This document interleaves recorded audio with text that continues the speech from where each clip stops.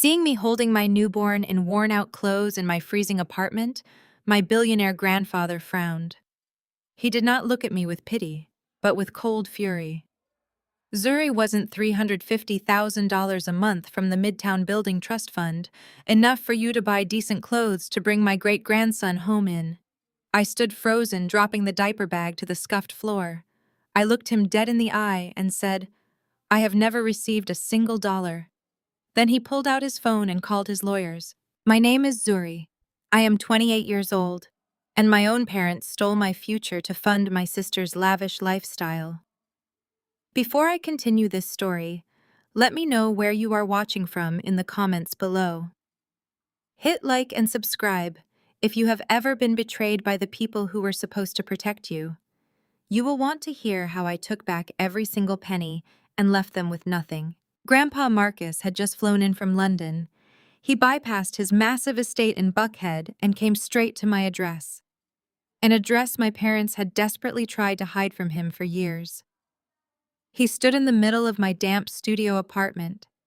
His bespoke Savile Row suit looked completely alien against the peeling wallpaper and water-stained ceiling.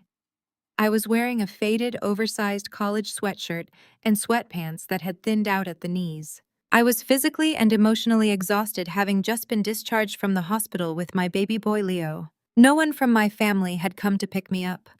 My mother Patricia claimed she had a crucial fitting for a charity gala and could not be bothered. My father David said he was too busy managing the family portfolio to drive across town.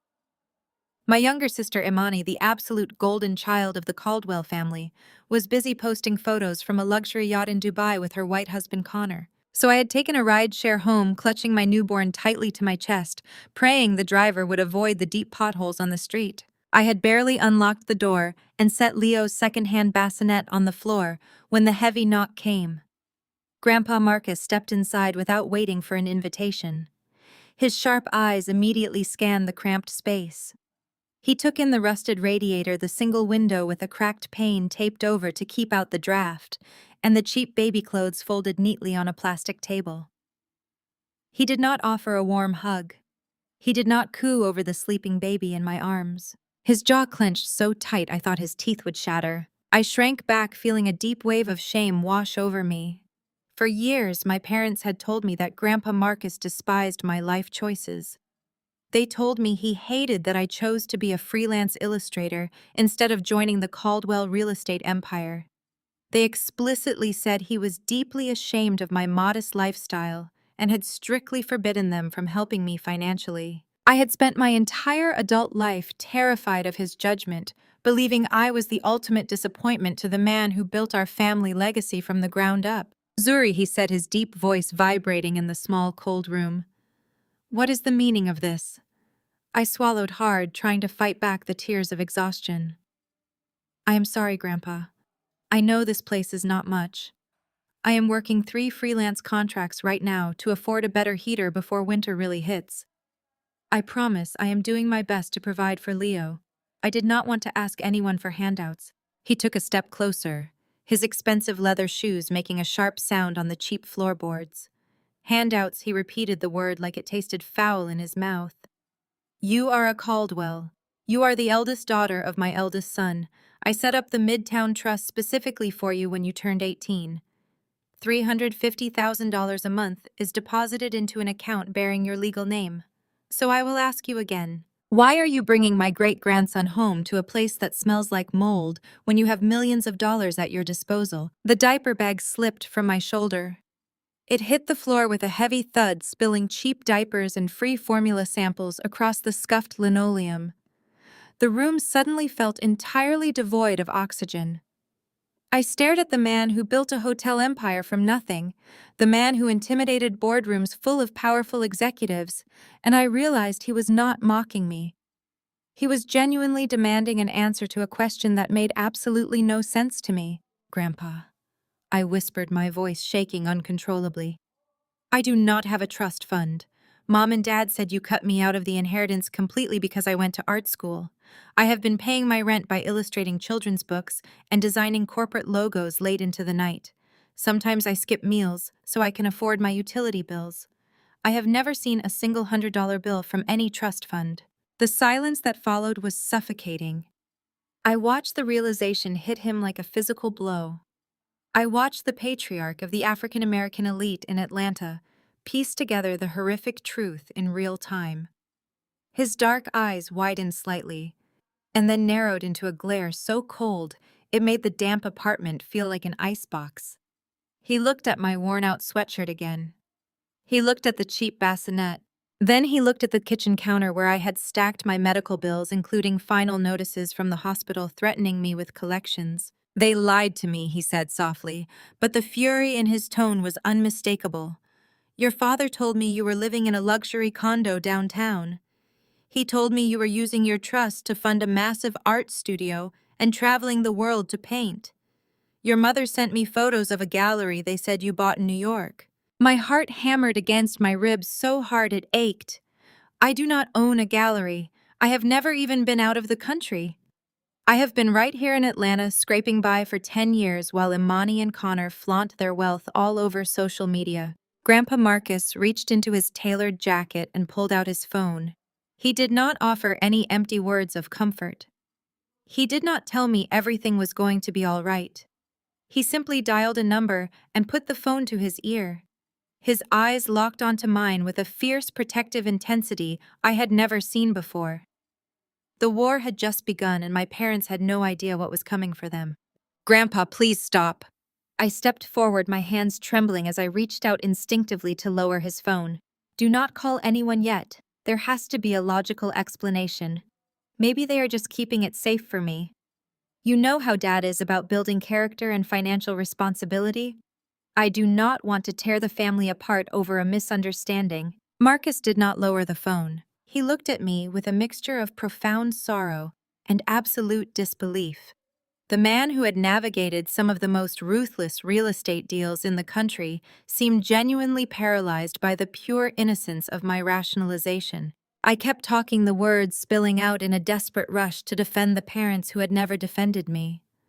I explained how they always told me that independence was the greatest gift a parent could give a child. I told him how when I turned 18, they sat me down in their sprawling living room and explained that my art degree was a frivolous pursuit they could not support. They said if I wanted to draw cartoons for a living, I would have to fund it myself. I remember the blistering Atlanta heat that summer. I worked a morning shift at a coffee shop, a midday shift sorting files at the university library, and took overnight freelance graphic design gigs just to pay my tuition and keep a roof over my head. I lived on instant noodles and tap water. That very same summer, Imani turned 18. Mom and Dad threw a massive catered party at their Buckhead estate. They bought her a brand new custom white Range Rover wrapped in a massive red bow and fully funded her tuition to Spelman College. I justified it to myself for years. I told Grandpa Marcus how I stood in the background of that party wearing my cheap thrift store dress, convincing myself that Imani needed the support more because she was younger and used to a certain lifestyle. When I asked Dad for a tiny loan to buy a secondhand laptop for my digital rendering classes, he looked at me with cold disappointment. He said enabling a failing career choice was bad parenting. He told me to pull myself up by my own bootstraps. I thought they were just being strict. I thought they were teaching me how to survive the real world. Grandpa Marcus listened to every word. With every sentence I spoke, the temperature in the room seemed to drop another 10 degrees. His posture grew impossibly rigid. The sorrow in his eyes was rapidly entirely consumed by a terrifying cold rage. He looked from my exhausted face to the taped-up window where a cold draft was currently blowing directly toward my newborn son. A misunderstanding does not leave a newborn freezing in a slum, while the people who are supposed to protect you live like royalty. His voice was dangerously quiet. A lesson in independence does not involve stealing the inheritance I built with my own 2 hands to ensure you would never have to suffer like this. The call connected. Harrison listened to me carefully. Marcus spoke into the receiver, his tone cutting through the air like a blade. "We have a catastrophic breach. I do not care what you are doing this weekend. I do not care who you have to wake up. Freeze all accounts under the names David and Patricia Caldwell. Right this minute." I gasped, stepping back as the reality of what he was doing hit me. Marcus did not even blink, cut off their black cards, lock down every single investment portfolio tied to the Midtown property. Contact the bank president at his private residence right now. Tell him if a single penny moves out of those accounts or any affiliated shell companies before Monday morning, I will personally ensure his institution faces a federal audit that will break them. I want a total and absolute financial lockdown on my son and his wife, effective immediately. He ended the call and slipped the phone back into the inner pocket of his suit jacket. The silence that followed was heavy, suffocating, and absolute. I felt the room spinning around me. I leaned back against the peeling paint of the kitchen wall, trying to process the magnitude of what had just happened. I tried to do the math in my head, but my exhausted brain could barely comprehend the numbers. $350,000 every single month. For 10 years. Over $40 million that was supposed to be mine. Money that could have paid for a safe home for Leo. Money that could have bought groceries when I was pregnant and starving. Money that could have allowed me to paint without the crushing fear of eviction hanging over my head every single day. They did not just teach me a lesson. They deliberately, systematically, and ruthlessly robbed me blind to fund their own lavish existence and shower my sister with luxuries. Every designer bag my mother bought, every luxury vacation my father took, every sports car Imani flaunted on social media was bought with the money meant to secure my future. They had watched me struggle, watched me cry out from sheer exhaustion, and they had done it while sitting on my fortune. Suddenly, the heavy silence in the apartment was shattered. A harsh, aggressive buzzing sound vibrated against the cheap laminate of my kitchen counter.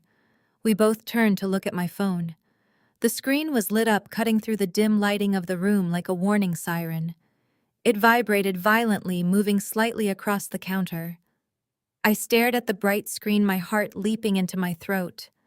The caller ID flashed in bold letters. Mom. I stared at the vibrating device. My hand hovered over the screen. Grandpa Marcus gave me a single firm nod.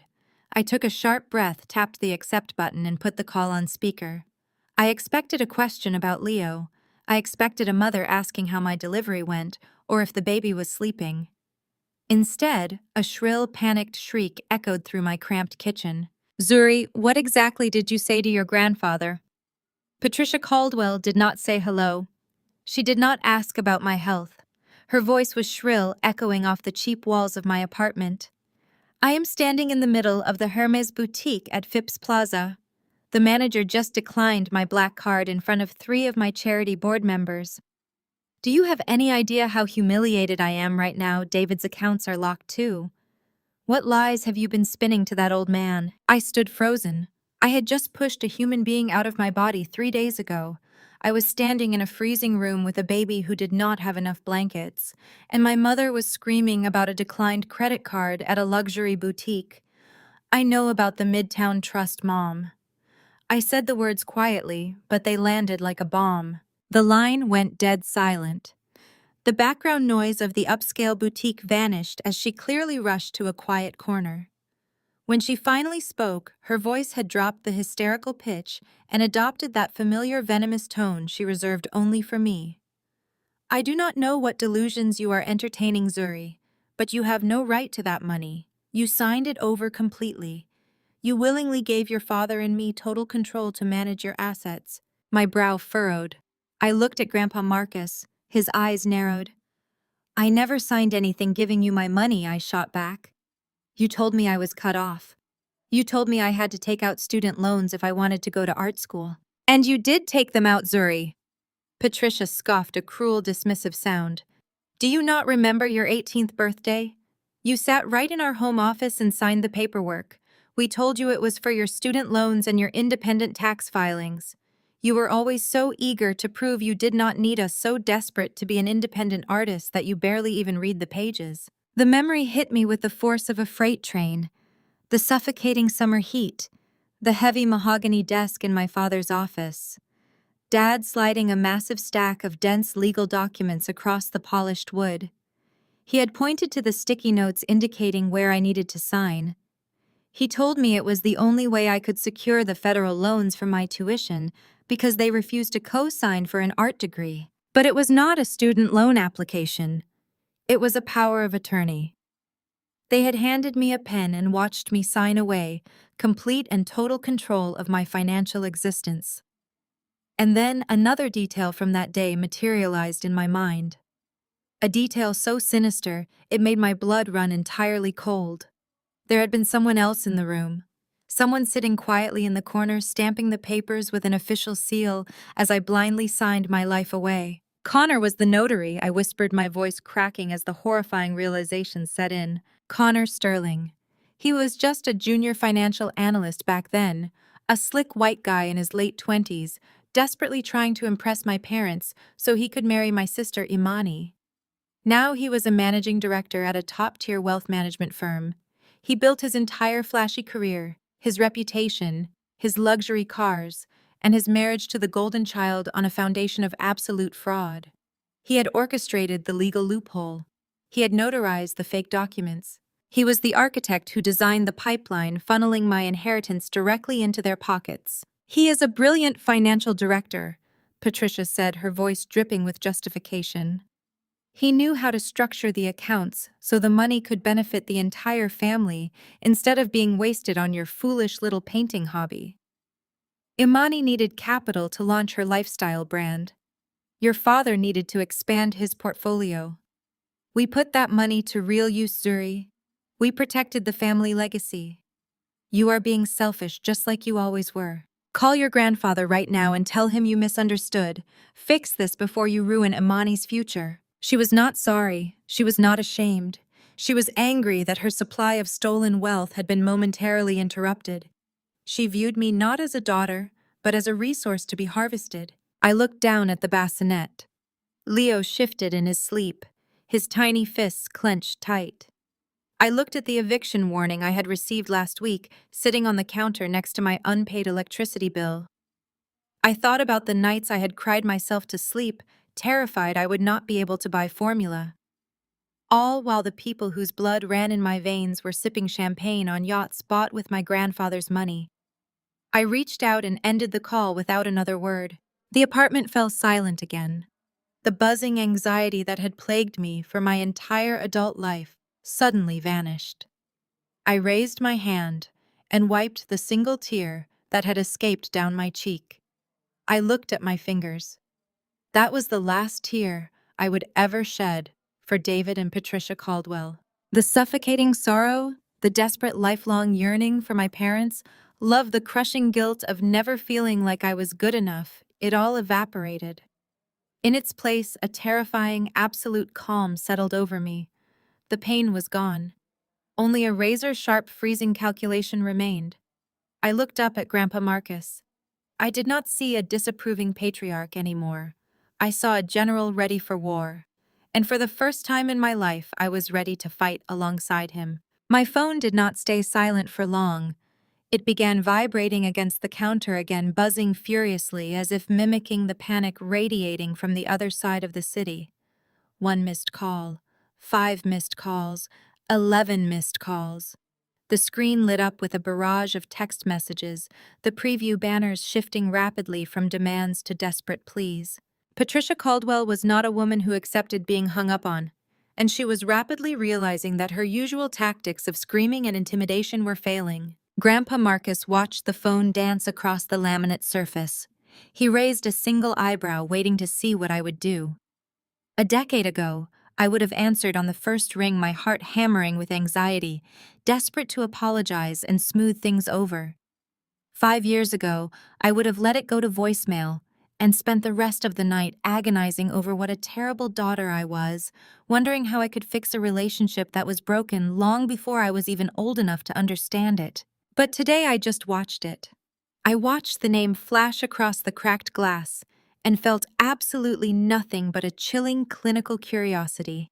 When the phone rang for the 12th time, I finally reached out, but I did not just press the green button to accept the call. I tapped the screen, opening my voice memo application first. I hit record, watching the red timer begin to tick upward, capturing every single second.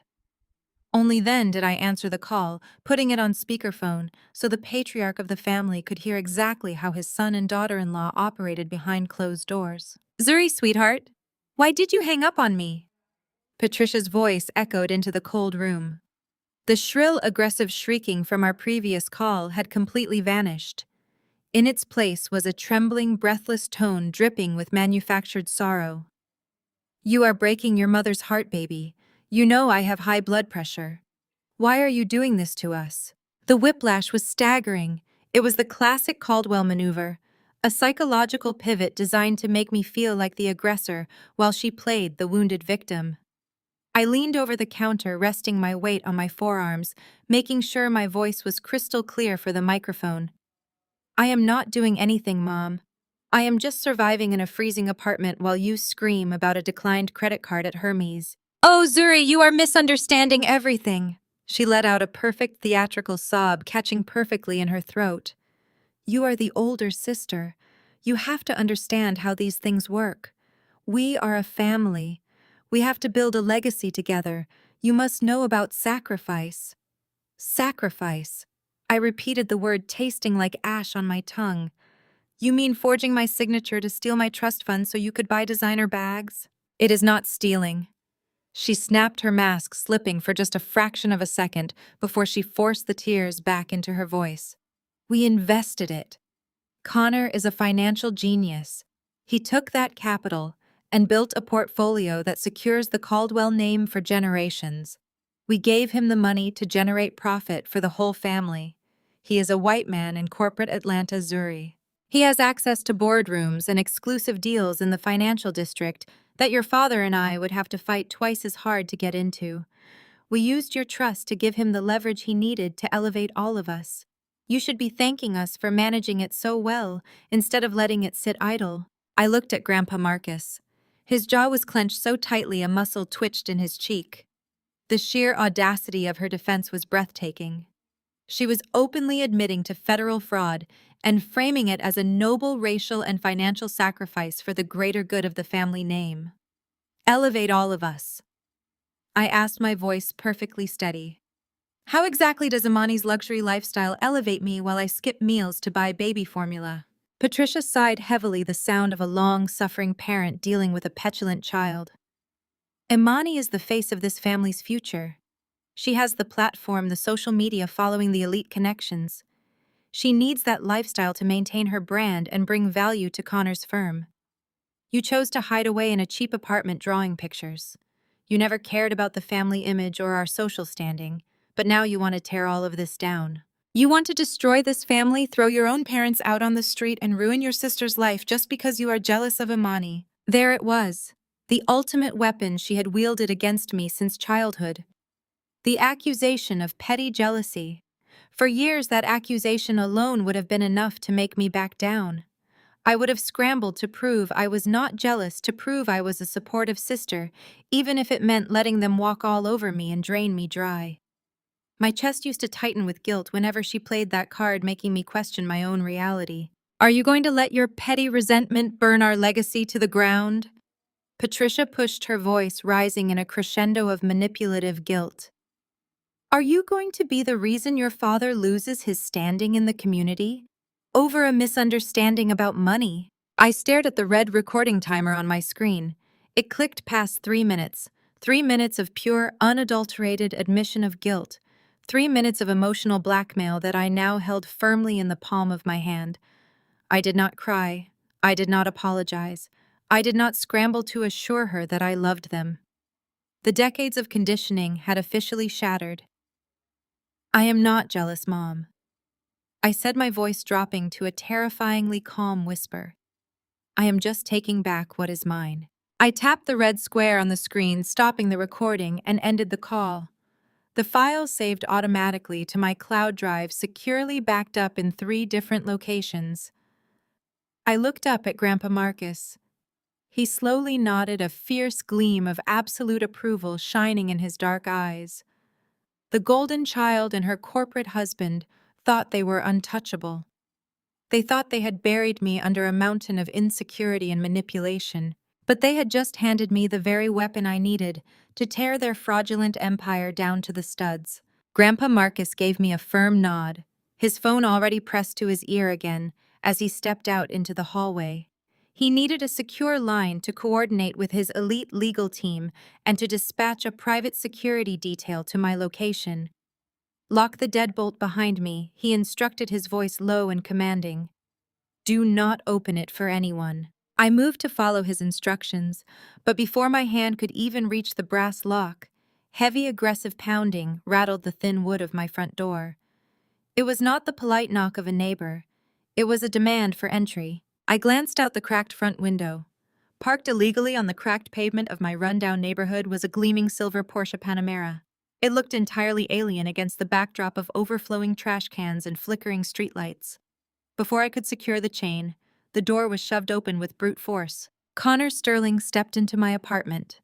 My sister's husband wore a custom-tailored Italian suit that easily cost more than my entire year of rent.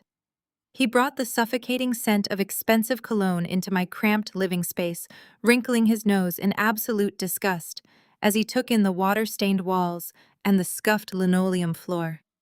He looked at me not as a sister-in-law, but as a pest he needed to exterminate. "You have made a massive mistake, Zuri," he said, his voice dripping with condescension. He did not ask if he could come in. He simply claimed the space, carrying the arrogant assumption that his mere presence demanded submission. He reached into his designer leather briefcase and pulled out a thick stack of legal documents.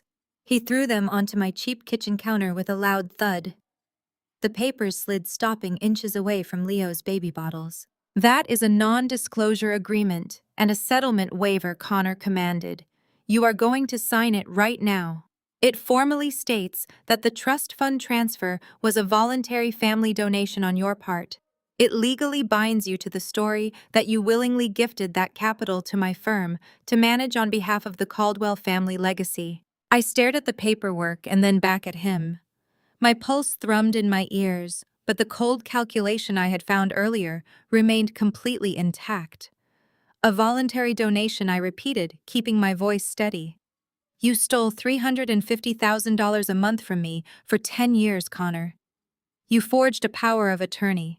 You committed federal wire fraud." Connor let out a sharp, mocking laugh. He leaned against my kitchen counter, crossing his arms. "You really do not get how the world works, do you? I am a managing director at a top-tier wealth management firm. I have a team of corporate lawyers on retainer who bill $1,000 an hour. Do you genuinely think anyone is going to believe a starving, delusional artist living in a slum over a respected financial executive?" He took a step closer, towering over me, attempting to use his physical presence to intimidate me. "We structured those transfers perfectly, Zuri. If you try to take this to court, my lawyers will drag out the discovery phase for years. We will bury you in endless litigation. We will drown you in legal fees until you cannot even afford a cup of coffee, let alone a trial.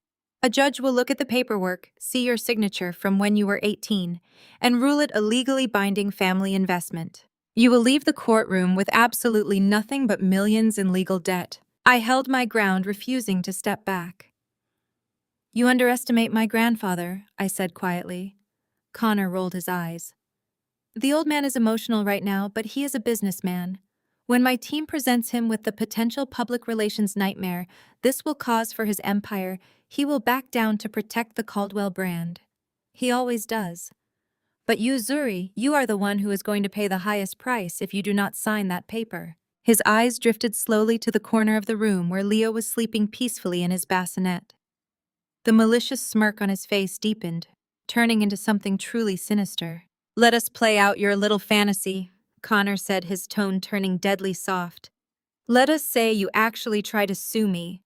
In retaliation, my firm will file a massive defamation lawsuit against you. We will claim you are an unstable, vindictive woman trying to extort your successful sister. But I will not stop there.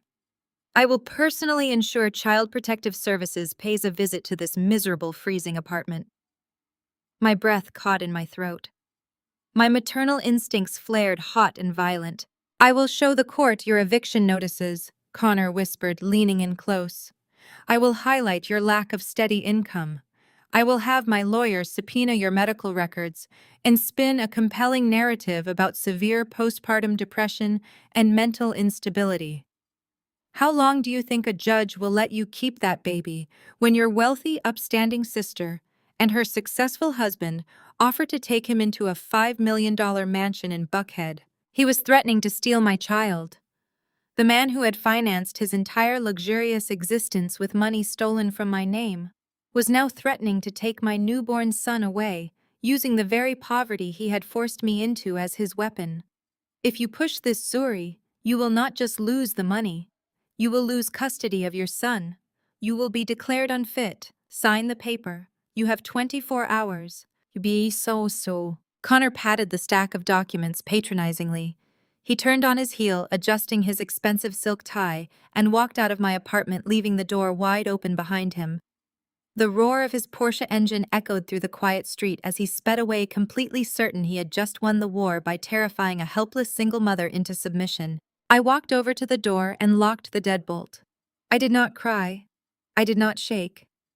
I slowly turned my head toward the small wooden bookshelf positioned directly across from the kitchen counter. Sitting innocently next to a stack of baby books was a fluffy brown teddy bear. It was a cheap toy I had bought at a discount store weeks ago.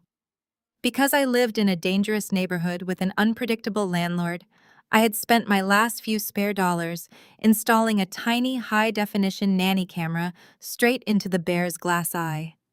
The camera had a clear, unobstructed view of the kitchen counter. It featured an internal microphone capable of picking up a whisper from across the room. Connor Sterling, the brilliant financial director and arrogant mastermind, thought he had just delivered a masterclass in legal intimidation. He had no idea he had just walked right into the frame of a hidden camera and delivered a crystal-clear, perfectly lit, full-audio confession to extortion, blackmail, and malicious intent to file fraudulent child custody claims. I walked over to the teddy bear, reached behind its fuzzy head, and carefully extracted the tiny memory card. My parents had handed me the audio of their financial manipulation. Connor had just handed me the video of his criminal extortion. The golden child's husband had just locked the door to his own prison cell. I slipped the tiny memory card into my laptop and uploaded the video file to 3 separate encrypted servers. Connor had just handed me the final nail for his own coffin. But my moment of quiet triumph was violently interrupted. My phone, which had finally gone silent after my mother gave up calling, began to erupt with a completely different kind of sound. A relentless, rapid-fire pinging that I usually associated with my professional social media accounts. I picked up the device. Thousands of notifications were flooding my freelance illustration page. Comments, direct messages, and tags were multiplying by the second. I opened the application, and the top post on my feed explained everything. It was a video from my sister. Imani Caldwell Sterling had exactly 2 million followers on Instagram. She had built an entire brand around being the perfect wealthy Atlanta wife, the self-made entrepreneur, and the ultimate lifestyle guru. Now she was weaponizing every single one of those followers against me. I clicked on the video. Imani was sitting on the plush white sofa in her $5 million Buckhead mansion. She was wearing an oversized cashmere sweater with her hair pulled back into a messy bun, using absolutely no makeup to make herself look as fragile and vulnerable as possible. She was crying. Not the raw, ugly crying of real pain, but the delicate, perfectly rehearsed tears of a professional victim who knew exactly how to play to a camera. Her voice trembled perfectly as she looked directly into the lens. "I really hate bringing private family matters to the internet," she whispered, wiping a single calculated tear from her cheek. "But my husband and I are currently being targeted and harassed by someone I used to love very much, my older sister Zuri. As many of you know, Connor and I have worked so hard to build our business from the ground up. We poured our blood, sweat, and tears into our company. But my sister has struggled with severe mental health issues and extreme jealousy for her entire life. Now she is having a breakdown and she is trying to extort us. She is demanding we hand over the wealth we built, claiming it belongs to her. It is breaking my parents' hearts. It is breaking my heart. We are terrified. Please send prayers for our family as we deal with this dangerous situation." She did not just paint me as a jealous sibling. She painted me as dangerously unhinged. She deliberately weaponized the stigma around mental health to completely discredit anything I might say before I even had the chance to say it. and her massive loyal audience swallowed the narrative whole. I scrolled through the comments, watching the internet mob descend with terrifying speed. Her followers called me a leech. They called me psychotic. They demanded to know how I could try to steal from such a hardworking, generous woman. The digital hate was overwhelming, but the real nightmare was just beginning. Imani knew exactly what she was doing. She had purposefully tagged my professional business account in her long emotional caption, claiming she wanted her followers to pray for my healing. It was a dog whistle, a direct command for her army to destroy me. They coordinated a brutal attack on my livelihood. They found my professional portfolio online. They found the links to my freelance profiles. They began spamming my client pages, leaving thousands of one-star reviews on my illustration business, claiming I was a scam artist, a thief, and a criminal. They flooded my professional inbox with vile threats, telling me I deserved to be locked up in an asylum. Then the fatal blow landed. My email inbox chimed with a high-priority notification. It was a message from the independent children's book publisher I had been working with for the past 3 months. That specific contract was supposed to pay my rent through the winter and cover Leo's medical checkups. The email was cold, brief, and drafted by their legal department. It stated that due to the sudden and severe public controversy surrounding my personal brand, they were exercising the morality clause in our contract. They were dropping me from the project effective immediately. My heart slammed against my ribs. Another email chimed.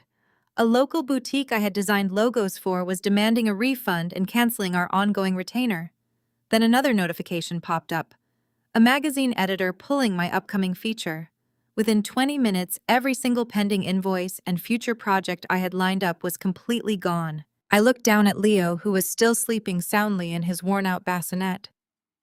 My chest tightened with a primal, terrifying panic. Imani and Connor were not just trying to silence me. They were actively executing a campaign to starve me out. They knew I lived paycheck to paycheck. By destroying my freelance career, they were ensuring I could not afford legal representation. They were trying to push me into such deep financial ruin that I would be forced to sign their non-disclosure agreement just to feed my baby. They had backed me into a corner, stripping away my only source of income and leaving me with absolutely nothing left to lose. I packed a single duffel bag, grabbed Leo, and drove straight to downtown Atlanta. Grandpa Marcus had an executive suite at the very top of the Caldwell Enterprise Tower. I sat on his imported leather sofa, completely numb from the coordinated digital assassination my sister had just executed. My phone was powered off, but I could still feel the phantom vibrations of my freelance career crumbling to dust. The heavy double oak doors of the office suddenly swung open. My father walked in. David Caldwell wore a tailored charcoal suit and a silk tie perfectly knotted at his collar. He had arranged his face into a masterful mask of deep paternal anguish. He did not look at me. He did not look at his newborn grandson sleeping in the carrier next to my feet. He walked straight to the massive mahogany desk where his father sat. "Dad, you have to listen to me," David began, his voice trembling with perfectly rehearsed sorrow. "Patricia just told me what you did with the accounts. You are making a terrible mistake. You do not understand what is actually going on with Zuri." Grandpa Marcus folded his hands over his desk. His expression was entirely unreadable. "Enlighten me, David." My father let out a heavy sigh, rubbing his eyes like a man carrying the weight of the entire world on his shoulders. "She is sick, Dad. Very sick. It started when she dropped out of college. We tried to keep it within the family to protect her reputation and preserve the Caldwell name. But she has severe postpartum depression. And worse." He lowered his voice, casting a sorrowful, pitying glance in my direction. "She is struggling with severe substance addiction. She has been for years. That is why she lives in that awful neighborhood. That is why she is always desperate for cash and making these wild, paranoid accusations against her own sister." I sat perfectly still on the sofa. The man who had carried me on his shoulders when I was a toddler was standing 10 feet away, fabricating a horrific medical history just to justify stealing my inheritance. He was entirely willing to paint me as a drug addict and an unfit mother to protect his luxury lifestyle. We had to take control of her trust fund, David pleaded, placing both hands firmly on the mahogany desk. Connor stepped in to manage the assets because if we gave her access to that kind of money, she would have overdosed within a month. We did it to save her life. We did it to protect my grandson. You have to unfreeze those accounts, Dad. Connor has delicate investments pending that will collapse if we do not inject capital today. We are just trying to keep this family together. Grandpa Marcus did not blink. He slowly opened the top drawer of his desk. He reached inside and pulled out a thick, heavy manila folder. He did not hand it over politely. He threw it with such sudden violent force that it slammed squarely into David's chest before scattering across the polished hardwood floor. "Pick them up," Marcus commanded. His voice was not a shout. It was a low, dangerous growl that commanded absolute obedience. David flinched, stepping back before awkwardly kneeling. His hands shook slightly as he picked up the scattered papers.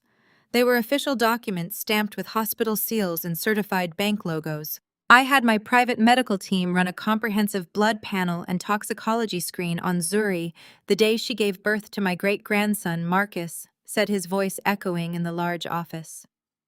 I also had my forensic accountants pull every single bank statement connected to her social security number for the past 10 years. Tell me, David, what do those papers say? David stared at the documents in his hands. His perfectly rehearsed mask of sorrow completely melted, replaced by stark, suffocating terror. The medical records showed absolutely zero trace of any illicit substances. Her psychological evaluations from the maternity ward showed an exhausted but entirely lucid, capable mother. The financial statements showed a decade of grueling, honest freelance income, pinched pennies, and paid utility bills. Not a single suspicious withdrawal.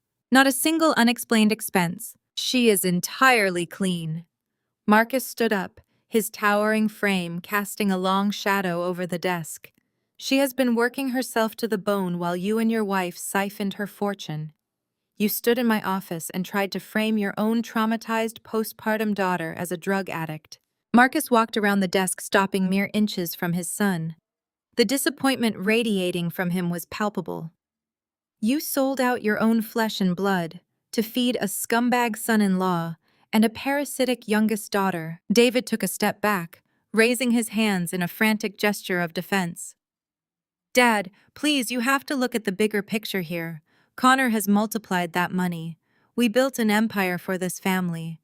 Zuri never cared about business. She would have squandered it on paintings. We took that capital and secured the Caldwell legacy for generations. You built a house of cards on the back of my granddaughter, Marcus spat out, and I am going to burn it to the absolute ground. Get out of my office before I have my security team throw you through the glass. David scrambled backward, his eyes darting wildly between his furious father and me. He opened his mouth to speak, but found no words that could possibly save him. He turned on his heel and practically ran out of the office, the heavy wooden doors slamming shut behind him. I looked down at the scattered papers remaining on the floor. My father had just proven there was no limit to how low they would sink. They would destroy my character, take my child, and ruin my life to keep their stolen money. They were ruthless. I looked up at Grandpa Marcus. They are never going to stop, I said quietly, the reality of the war settling over me. They will just keep attacking my business and my reputation until I have nothing left to fight with. Marcus walked over and placed a steady, comforting hand on my shoulder. Then we do not give them the chance. We take the offensive. I nodded, my mind racing. I remembered the encrypted files I had locked away earlier that morning, the audio recordings, and something else. A small detail from my past that suddenly felt like a loaded weapon. If they wanted to play corporate warfare, it was time for me to follow the money. Grandpa Marcus had instructed his staff to prepare the master guest suite for me, but sleep was absolutely out of the question. The adrenaline from the confrontation with my father was still coursing through my veins, burning like battery acid. I set up my laptop on the massive glass dining table overlooking the glittering Atlanta skyline while Leo slept soundly in a plush crib nearby. I needed a thread to pull. Imani and Connor had executed a flawless digital strike against my freelance career, destroying my reputation in a matter of hours. They had infinite resources and an army of lawyers, but they were also incredibly arrogant. And arrogant people always make careless mistakes. I closed my eyes and sifted through years of ignored family interactions, trying to find a weak point in Connor's pristine corporate armor. I thought about every holiday dinner I was forced to attend, every snide comment about my finances, and every time Connor tried to assert his dominance over the family portfolio. Then a memory struck me with the force of a physical blow. 3 years ago, right in the middle of tax season, the Caldwell family used a custom private email domain for all official correspondence. It was a pretentious setup my father had insisted on to make our family look like a unified corporate entity. Because my email address was similar to an accounting alias Connor had set up for his private bookkeepers, he once autofilled the wrong recipient. He had forwarded a massive encrypted zip file directly to my inbox instead of his external auditor. At the time, I had simply ignored the message. I was exhausted from working double shifts and assumed it was just boring family portfolio nonsense I had no part in. I had dragged the email into my digital trash bin and emptied it without a second thought. But I was a freelance digital illustrator who frequently dealt with massive rendering files, crashed hard drives, and corrupted data. I knew exactly how to perform deep data recovery on archived server footprints. I cracked my knuckles and went to work. The penthouse was dead silent, except for the frantic rhythmic clicking of my keyboard. Hour after hour, I ran recovery scripts digging through the back end of the family server. I used the legacy access credentials my father had carelessly forgotten to revoke when they effectively disowned me. He always underestimated my technical skills, assuming I just drew pretty pictures on a tablet. That oversight was about to cost him everything. By 3 in the morning, my eyes were burning and my coffee had gone completely ice cold. I typed in the final command sequence and held my breath. A progress bar flashed green on my screen. The archived server packet from 3 years ago successfully decrypted and unzipped. I opened the recovered directory. It was an absolute labyrinth of tax forms, quarterly investment portfolios, and international wire transfer logs. I pulled up the trust fund details Grandpa Marcus had given me earlier and started cross-referencing the account numbers with Connor's ledger. The deeper I dug, the more my stomach twisted into knots. Connor had not just been siphoning $350,000 a month into my parents' personal bank accounts. He was a high-level financial director. He knew that moving that kind of liquid cash would immediately trigger flags with the Internal Revenue Service. He needed a way to wash the stolen trust fund money so my parents and Imani could spend it freely on luxury real estate and sports cars without drawing federal attention. I opened a hidden subfolder labeled Delaware Holdings. Inside were dozens of digitized articles of incorporation. They were all limited liability companies, masking themselves as real estate management firms, luxury vehicle leasing groups, and offshore consulting agencies. I clicked on the master ownership document, scanning the dense legal jargon until I reached the signature line at the very bottom of the page. The text stared back at me in stark black and white. Every single one of these shell companies was legally registered under one primary corporate officer. My name, Zuri Caldwell. Connor had not just stolen my inheritance. He had forged my identity on a massive scale. He had turned me into the unwitting CEO of a sprawling, fraudulent financial empire, and he was operating the entire illegal syndicate straight from the shadows using my name as his ultimate human shield. I did not wait for the sun to rise. I printed every single document I had recovered from the archived server, packed my laptop, and walked straight into the private dining room where Grandpa Marcus was having his morning coffee. I slammed the thick stack of papers onto the glass table right next to his espresso cup. He looked at the dense financial logs, then up at my bloodshot eyes. Within 20 minutes, the dining room was transformed into a corporate war room. Marcus brought in his elite team of forensic accountants. These were men and women who specialized in untangling massive corporate embezzlements, tracking offshore accounts, and dismantling financial fraud at the highest levels. They took my decrypted server files and went to work with ruthless efficiency. I sat beside the lead accountant, a sharp, meticulously organized woman named Sarah. Watching her trace the digital breadcrumbs Connor thought he had buried forever. The picture they painted over the next few hours was sickeningly brilliant and absolutely devastating. Every single month for the past 10 years, the $350,000 from my Midtown trust was routed into a primary holding account controlled by my father. From there, Connor funneled the cash directly into the Delaware shell companies I had discovered overnight. He used those fake entities to wash the money clean, routing it through a complex web of commercial real estate funds and luxury asset management portfolios. Sarah pulled up the asset ledgers for one specific limited liability company and projected it onto the large screen at the end of the room. This was the exact company that held the deed to Imani and Connor's spectacular $5 million mansion in Buckhead. I stared at the screen as Sarah highlighted the primary ownership details. My sister was not a self-made entrepreneur. Her husband was not a real estate genius who bought their home with hard-earned bonuses. They did not own a single brick of that luxury estate. According to the Federal Registry, the mansion was legally owned entirely by my shell company. The revelations did not stop there. Sarah clicked through the vehicle leasing agreements.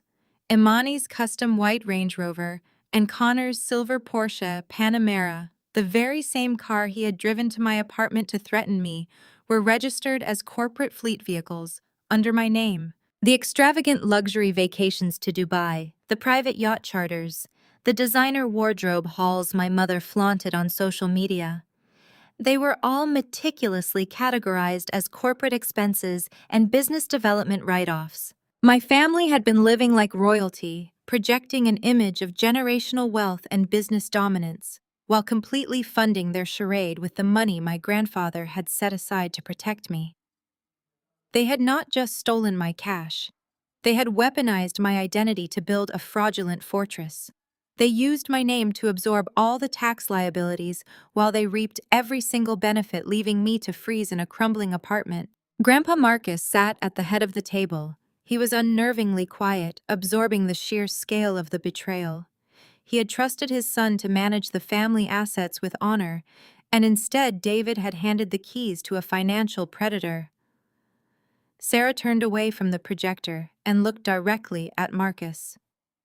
Sir, the initial embezzlement of the trust fund is a severe civil matter. But the mechanism Connor Sterling used to execute this scheme changes the landscape entirely. What do you mean? I asked, leaning forward in my chair. Sarah pulled up a map showing the digital transaction routes flashing across the screen. Connor used your forged signature on a power of attorney to authorize electronic transfers from a bank here in Georgia to corporate holding accounts registered in Delaware. He then moved those funds across state lines repeatedly to pay for the property in Buckhead and the luxury assets. He falsified federal tax returns to hide the origins of the money, wrapping it all up in your stolen identity. Marcus steepled his fingers, a cold, dangerous smile slowly spreading across his face. He looked at me, his eyes gleaming with the promise of absolute destruction. "Do you understand what she is saying, Zuri?" he asked, his voice dropping to a terrifying calm. "This is no longer just a family dispute over a stolen inheritance. Moving stolen funds across state boundaries using digital networks and forged documents triggers a completely different legal jurisdiction." Sarah nodded, confirming the fatal mistake Connor had made in his arrogant greed. By washing the money through Delaware, Connor committed interstate wire fraud.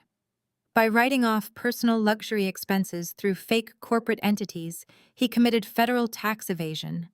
And by using your identity to do it, he committed aggravated identity theft. The gravity of the situation slammed into me. Connor thought he was untouchable because he was a wealthy white financial executive operating within the protective bubble of my family's status. He thought he could bully a struggling artist into silence with empty threats and non-disclosure agreements. He thought the worst that could happen was a quiet civil lawsuit that his expensive corporate lawyers could drag out until I went bankrupt. But he had fundamentally misunderstood the game he was playing.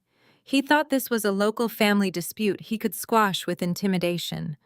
He had absolutely no idea that his meticulous financial structuring, his very attempt to hide his crimes, had just handed us everything we needed to invite the federal government directly to his front door. "We are not just going to sue them in civil court," Marcus stated, standing up from the table and buttoning his suit jacket. "Civil court is for money. I want to see them in handcuffs." Connor had threatened to use his power to take my baby away. He had threatened to weaponize the legal system against me to prove I was an unfit mother simply because I lacked the funds he had stolen from me. Now the very system he thought he controlled was going to be the instrument of his total annihilation. We did not call my parents. We did not issue an ultimatum or demand a sit-down meeting to air our grievances. Grandpa Marcus knew that confronting a rat only gives it time to scurry into the walls and hide its stash. Instead, we packed every single decrypted server log, every tax return, and every printed shell company registration into 2 heavy steel lockboxes. I added the tiny memory card containing Connor's extortion attempt and the cloud drive links to my mother's unhinged telephone confession. We bypassed local law enforcement entirely. Marcus commanded his driver to take us straight to the Richard B. Russell Federal Building in downtown Atlanta, housing the regional headquarters for both the FBI and the IRS Criminal Investigation Division. Because Marcus Caldwell was a billionaire real estate magnate with immense influence, we did not wait in the lobby. We were escorted directly into a secure conference room on the top floor. 2 senior FBI agents specializing in white-collar crime and a veteran IRS investigator sat across from us. Sarah, our lead forensic accountant, laid out the financial map across the massive metal table. She walked the federal agents through the Delaware shell companies, the interstate wire transfers, and the fraudulent tax filings.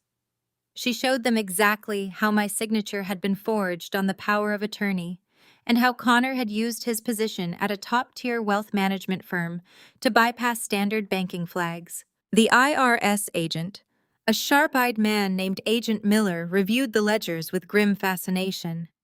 He pointed out exactly where Connor had crossed the line from clever corporate maneuvering into undeniable federal tax evasion.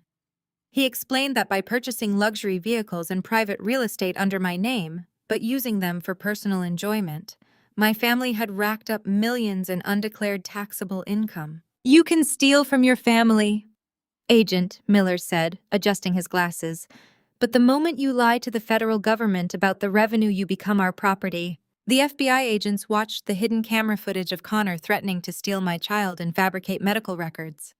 Their expressions turned from professional detachment to absolute predatory focus. White-collar criminals usually survive by operating in gray areas, keeping their threats strictly corporate and indirect. Connor had handed them a textbook case of extortion, blackmail, and interstate wire fraud tied up with a neat bow. He had threatened a vulnerable mother on tape while standing in the very apartment he had impoverished her to live in. The federal agents did not want to tip their hand. To make the charges stick with maximum federal sentencing, they needed to catch Connor actively moving the funds while under surveillance. They needed to quietly subpoena the banks and monitor the digital pipelines without triggering Connor's internal security alerts. They instructed us to maintain complete radio silence.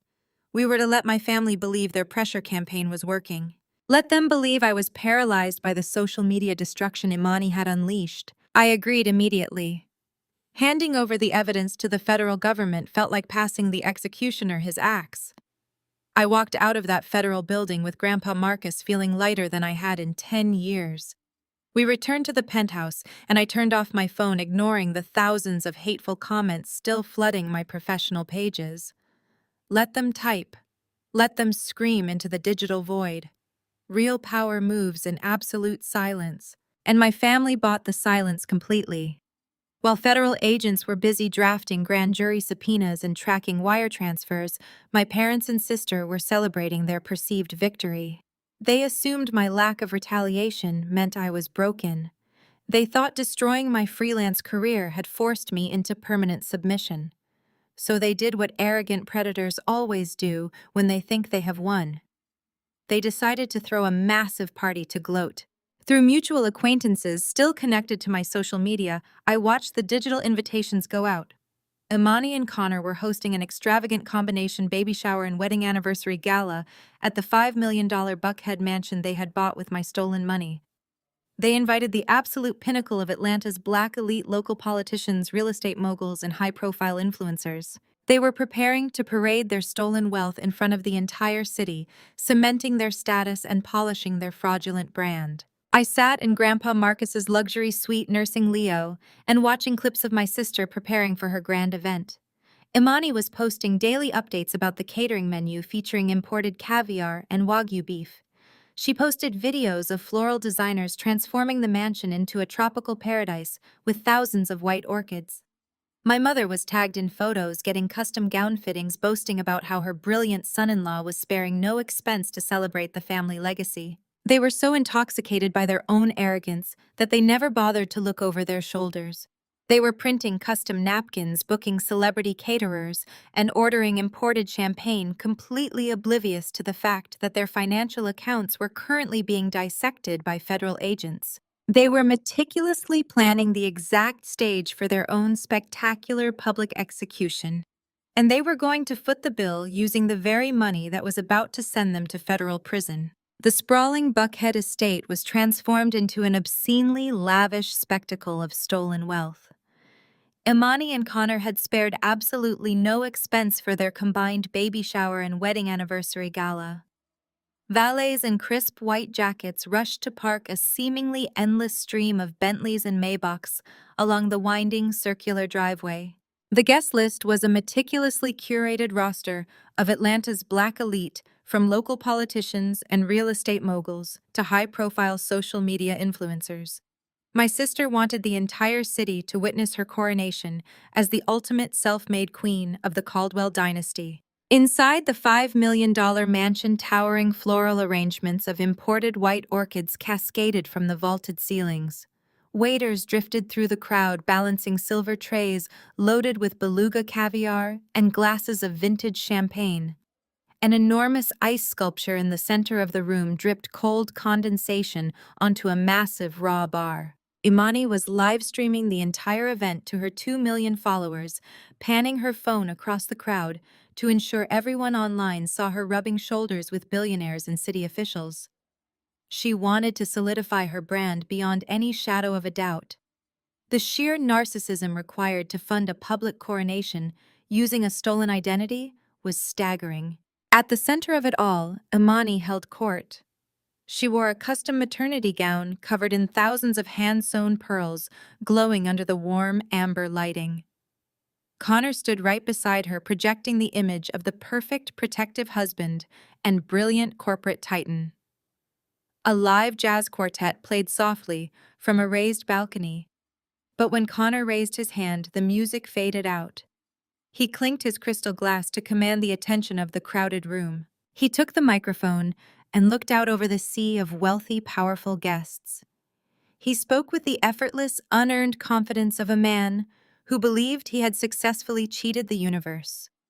Building an empire is not for the faint of heart, he told the captivated audience, his voice booming through the hidden speakers. It requires sleepless nights, ruthless determination, and the willingness to sacrifice everything for the people you love. We stand here today not just as a successful couple, but as proof that hard work and family unity can overcome any obstacle. My mother, Patricia, stepped up to the microphone next, wiping away a perfectly timed, calculated tear. She delivered a moving speech about family values, about how the Caldwell legacy was built on sacrifice, loyalty, and unwavering mutual support. She praised Connor as the absolute savior of the Caldwell portfolio. She spoke of legacy and generational wealth, spinning a beautiful, intoxicating lie about how she and David had worked tirelessly to ensure their children would never know the sting of poverty. They stood there bathing in the applause, absorbing the admiration of Atlanta's elite, completely high on their own fraudulent supply. 10 miles away, I was stepping out of Grandpa Marcus's penthouse.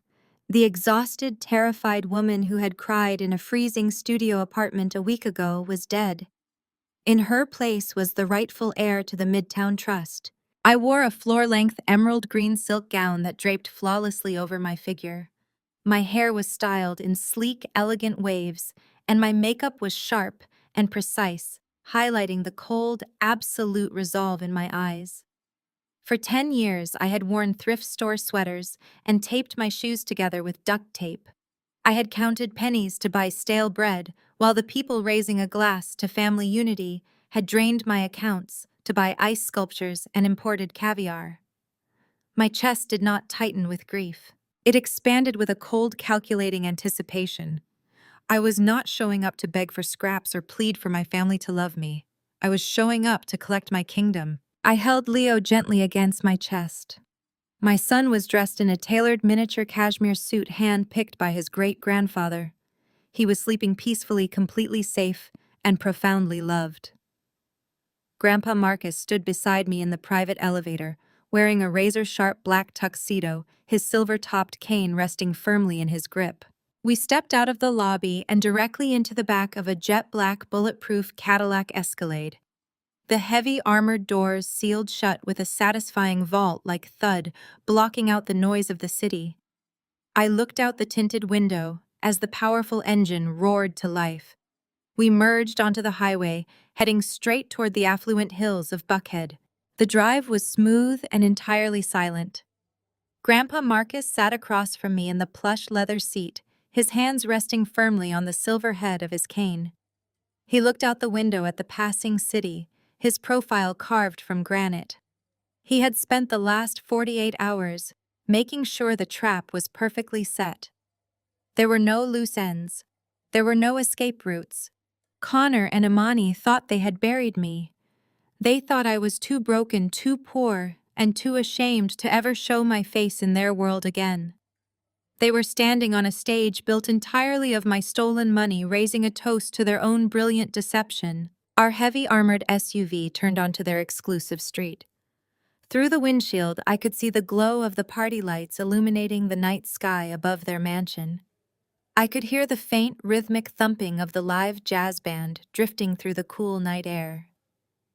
The heavy wrought iron gates of the estate loomed ahead, flanked by private security guards, checking names off a gilded guest list. I adjusted Leo in my arms and smoothed the emerald silk over my knees.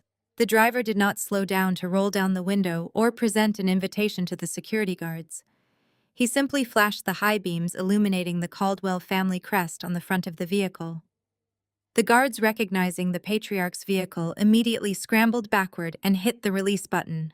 The heavy iron gates slowly swung open, granting us full access to the stolen kingdom. I took a slow, deep breath as the tires crunched over the gravel driveway.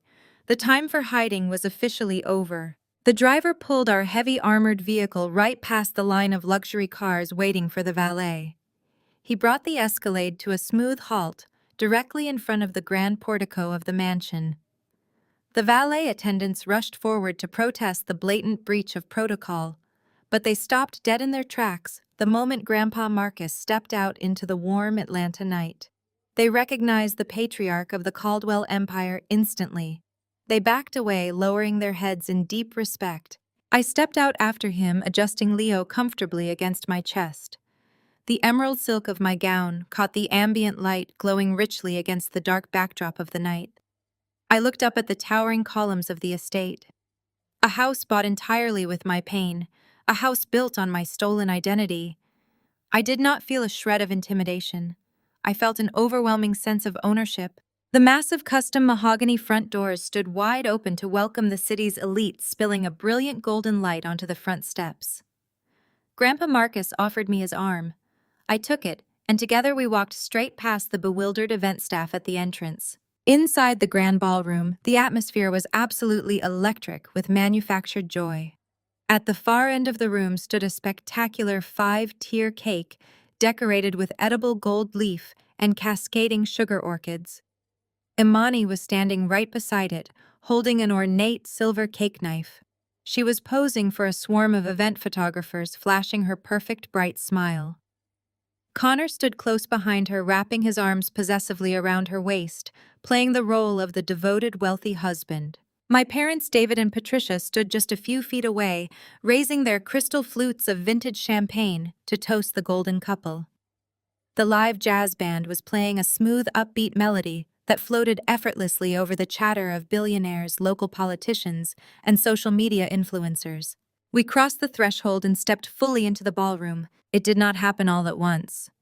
The realization rippled through the room like a drop of ink spreading through a glass of clear water. The guests standing nearest to the entryway noticed us first. The casual laughter died in their throats. They took one look at Marcus Caldwell Sr., walking with absolute undeniable authority, and they immediately stepped out of his way. They parted like the Red Sea, creating a wide, clear path straight down the center of the ballroom floor. The bandleader standing on the raised balcony noticed the sudden shift in the room's energy. He faltered, missing a beat, and then signaled the quartet to stop completely. The smooth jazz music cut out with a jarring abruptness. Without the music, the sudden suffocating silence in the room became deafening. Imani looked up from the cake. The bright, rehearsed smile on her face froze and then shattered entirely. The silver knife in her hand trembled. Connor looked over her shoulder, and all the smug, arrogant color instantly drained from his face, leaving him looking like a terrified ghost. My father David turned toward the entryway. The crystal champagne flute slipped straight through his fingers. It hit the marble floor with a loud, sharp crack, sending glass and expensive liquor flying in every direction. But my mother was a woman who had spent her entire adult life fiercely orchestrating appearances. She saw the narrative collapsing in real time, and her panic immediately transformed into aggressive action. She broke away from the VIP table and marched directly toward me, her designer heels clicking frantically against the marble floor. Her eyes were manic wild with the desperate need to remove the stain on her perfect evening. She did not care that I was holding a baby. She did not care about the emerald gown or the fact that I was standing next to her father-in-law.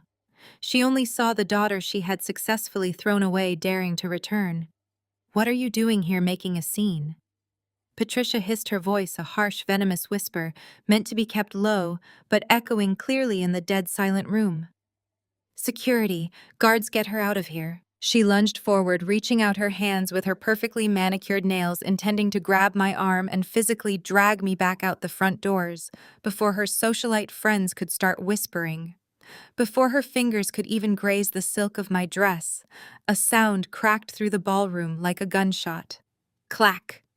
Grandpa Marcus struck the solid silver base of his cane violently against the Italian marble floor. The sharp, echoing noise stopped my mother dead in her tracks. "Who dares to touch my granddaughter?" Marcus asked. He did not shout. He did not raise his voice. He spoke with a terrifying, resonant command that carried the absolute weight of a king protecting his bloodline.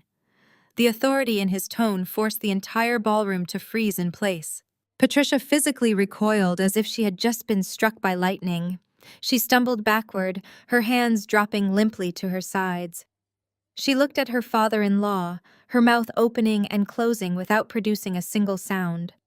The sheer terror in her eyes was profound. She had expected to bully a broken, desperate artist. She had completely forgotten that the artist was flanked by the most powerful man in the room. I stood perfectly tall, my spine straight, my chin raised.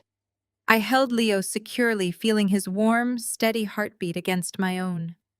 I looked around the room, taking in the spectacular floral arrangements, the raw bar, the towering cake, and the hundreds of wealthy guests who were now staring at us in absolute shock. Then I locked eyes with Imani. She was still standing by the cake, gripping the silver knife, her knuckles turning white. She looked at my emerald dress and then down at her own custom pearl gown. The golden child finally realized the terrifying truth. The shield of her husband's corporate title could not save her. The protection of our parents' lies could not save her. I had not come to ruin a party. I had come to reclaim an empire. I took a slow, deliberate breath and prepared to deliver the final killing blow to the fraudulent world they had built on my back. I did not spare another glance for my mother. She was a defeated pawn in a game she thought she controlled. I stepped around her frozen form, keeping my posture perfectly rigid. I walked right down the center of the massive ballroom. The sea of Atlanta's most powerful politicians, influencers, and business moguls watched me in stunned silence. The only sound in the cavernous room was the soft rustle of my emerald silk gown and the rhythmic tapping of Grandpa Marcus's silver cane following closely behind me. I approached the elevated stage where the jazz band had been playing. Connor stood there, the microphone still gripped tightly in his right hand. He was trying desperately to project the image of a commanding corporate executive, but I could see the sweat forming on his brow. The stage lights caught the terrified gleam in his eyes. He tried to plaster on a condescending smile, stepping forward to block my path. "Zuri, let us handle this privately," he murmured, his voice pitched low for my ears only. "You are embarrassing yourself." I did not break my stride. I walked up the 3 carpeted steps onto the stage. I looked him dead in the eye, and without a single word of warning, I reached out and snatched the microphone directly from his hand.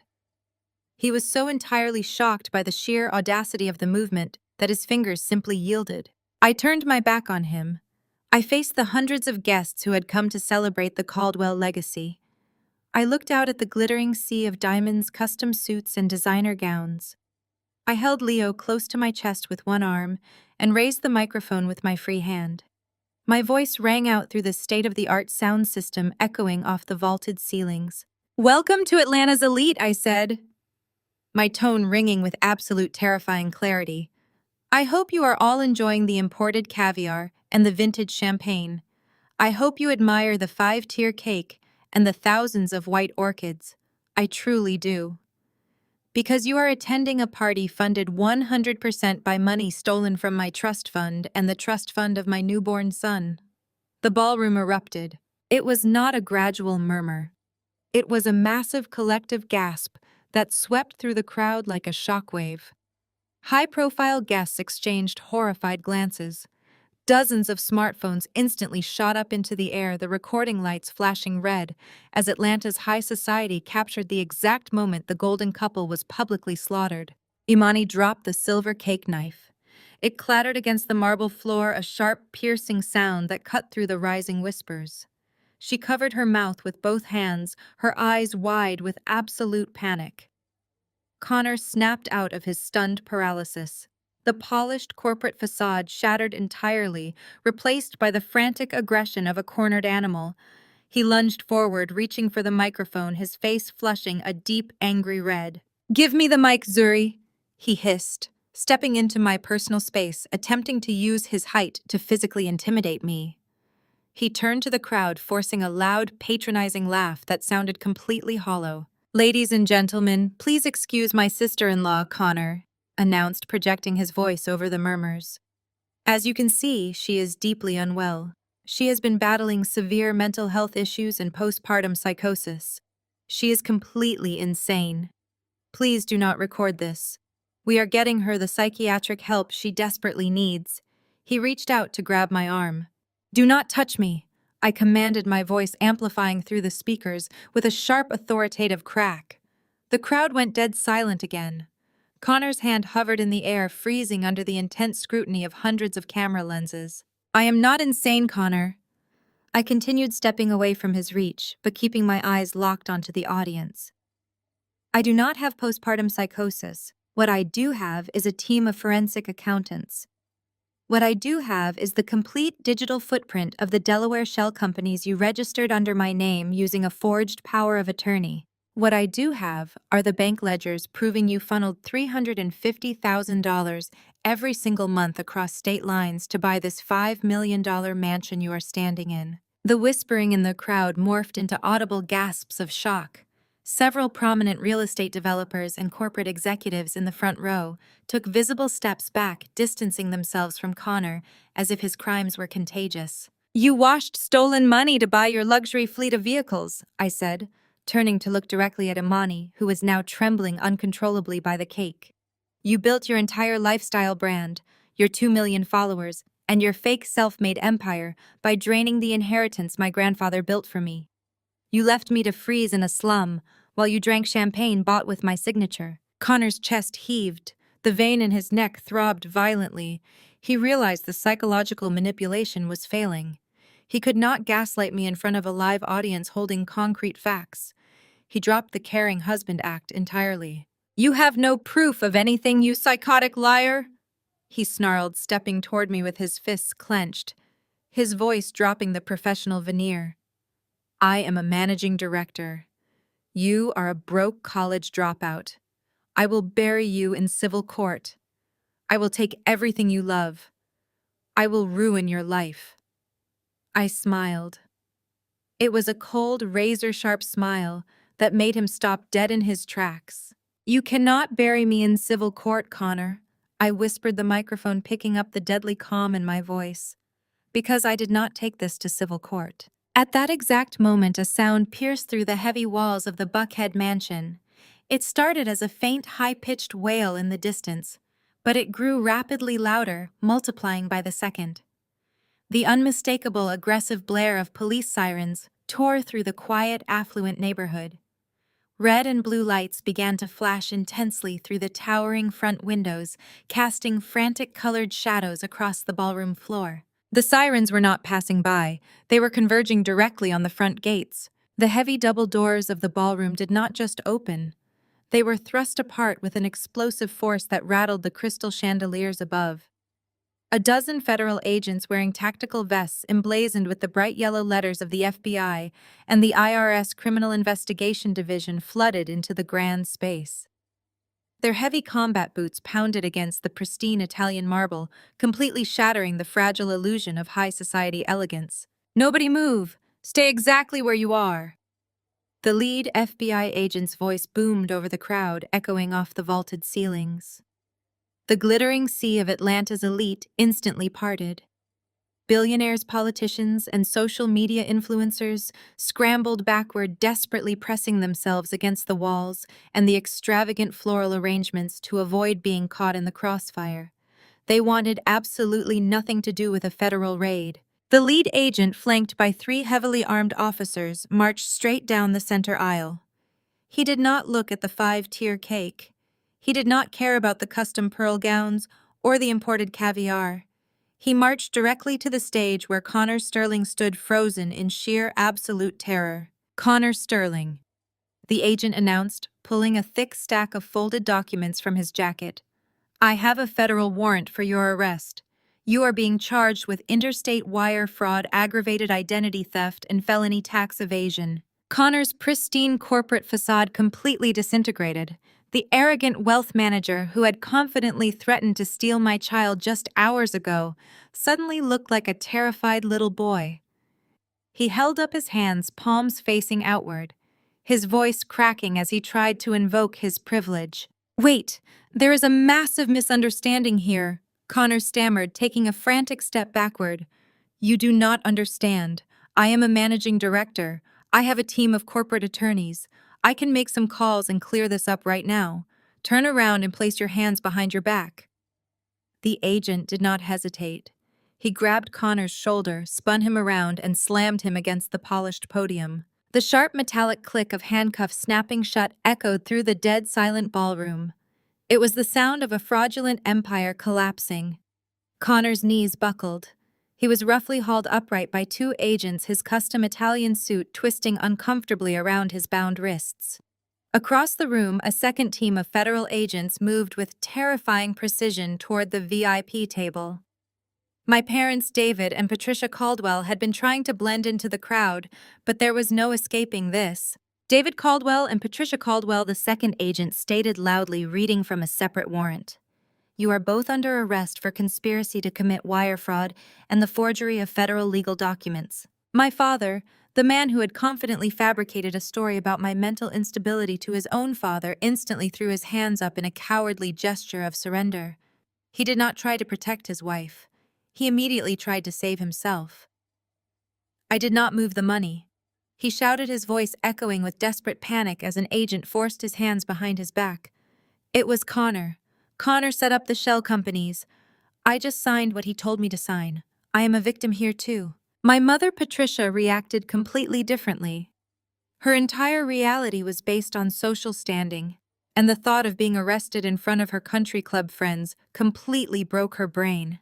She slapped the agent's hands away, her perfectly styled hair falling into her face, as she shrieked at the top of her lungs. "Get your hands off me! Do you have any idea who I am? I am a Caldwell. I host charity galas. You cannot do this to me in front of the mayor." The agent did not care about her charity galas. He grabbed her wrists, forcing them together with practiced, ruthless efficiency. The steel cuffs locked around her wrists, clashing violently with her diamond bracelets. She thrashed and screamed, sobbing uncontrollably as they marched her past the raw bar and the ice sculptures. The very people she had invited to witness her absolute superiority were now holding up their smartphones, recording every single humiliating second of her perp walk. Imani was left standing completely alone by the 5-tier cake. The golden child watched in wide-eyed absolute horror as her entire universe was systematically dismantled in less than 3 minutes. Her husband, the supposed financial genius, was being dragged out the front doors in chains. Her parents, her lifelong protectors and enablers, were being shoved into the back of federal vehicles. The flashing red and blue lights from the police cruisers outside bounced off the walls, illuminating the absolute terror on her face. She spun around, desperately searching the crowd for a lifeline. She looked at the city councilman she had just taken photos with. She looked at the real estate moguls she had been laughing with 10 minutes ago. She reached out her hands, her voice trembling with frantic desperation. "Please, somebody do something," Imani cried out, taking a step toward the crowd. "Call the police commissioner. Call my husband's law firm. You know us. We are good people." The reaction from the crowd was devastating. They did not just ignore her. They actively, physically recoiled. High-profile influencers turned their backs, shielding their faces from the cameras. Politicians stepped behind the catering tables, pretending they had never even met her. In the ruthless world of high society, there is no crime worse than losing your wealth and status on live television. Imani had become a toxic, radioactive pariah in the blink of an eye. She had absolutely no one. Her frantic, desperate gaze finally whipped around and locked onto me. I was still standing tall on the stage, holding my sleeping son against my chest. Grandpa Marcus stood beside me like an immovable mountain, both hands resting heavily on his silver cane, watching the arrests with cold, unrelenting satisfaction. Imani's panic twisted instantly into pure, unadulterated venom. Her carefully manicured image shattered completely, revealing the vicious, entitled child underneath. She stomped across the marble floor, her heavy custom pearl gown dragging behind her. Her chest heaved with ragged, furious breaths. Her eyes were bloodshot, streaming with thick black trails of ruined mascara. She stopped just below the stage, pointing a trembling, manicured finger directly at my face. "You ruined my parents and my husband." Imani screamed, her voice tearing through her throat, sounding like a cornered wild animal. "You are a psychotic, jealous monster. But this is my house. Do you hear me? This is my property. Get out! Get out of my house right now!" I did not raise my voice. I did not flinch or step back. I looked at the frantic, tear-streaked face of the golden child who had spent her entire life stepping on my neck to elevate herself. I looked at the woman who had happily drained my son's future to buy edible gold and imported orchids. And for the first time in 28 years, I simply smiled. It was a gentle, serene smile born of absolute, undeniable victory. I gave a slight nod to the side. Harrison, the lead attorney from Grandpa Marcus's elite legal team, stepped out from the shadows of the balcony. He wore a crisp navy suit and carried a sleek leather folder. He walked down the steps of the stage, moving with the predatory grace of a corporate shark who had just cornered his prey. He stopped directly in front of my sister. Imani stared at him, her chest heaving, her eyes darting frantically. Harrison pulled a thick stack of court-stamped documents from his folder. He held them out to her. Imani slapped his hand away, the papers scattering across the marble floor right next to her discarded silver cake knife. Harrison did not blink. He simply adjusted his tie. "That is a federal asset forfeiture order, combined with a primary deed of ownership, Mrs. Sterling," he announced, his voice carrying clearly across the silent room. "You might want to read it before you try kicking the property owner out of her own residence." I walked down the carpeted steps of the stage, holding Leo securely in one arm. I moved across the floor until I was standing inches away from my sister. The guests who had not yet fled to their cars watched with bated breath, trapped in the hypnotic pull of the ultimate high society execution. "You are not listening, Imani," I said, my voice soft but deadly. "You never were good at paying attention to the details." Connor thought he was a financial genius. He funneled $40 million of my trust fund through a labyrinth of corporate shell companies in Delaware to hide the money from the IRS. But to make the illusion work, to keep his own hands legally clean, he had to register every single one of those holding companies under the name of the original trust beneficiary.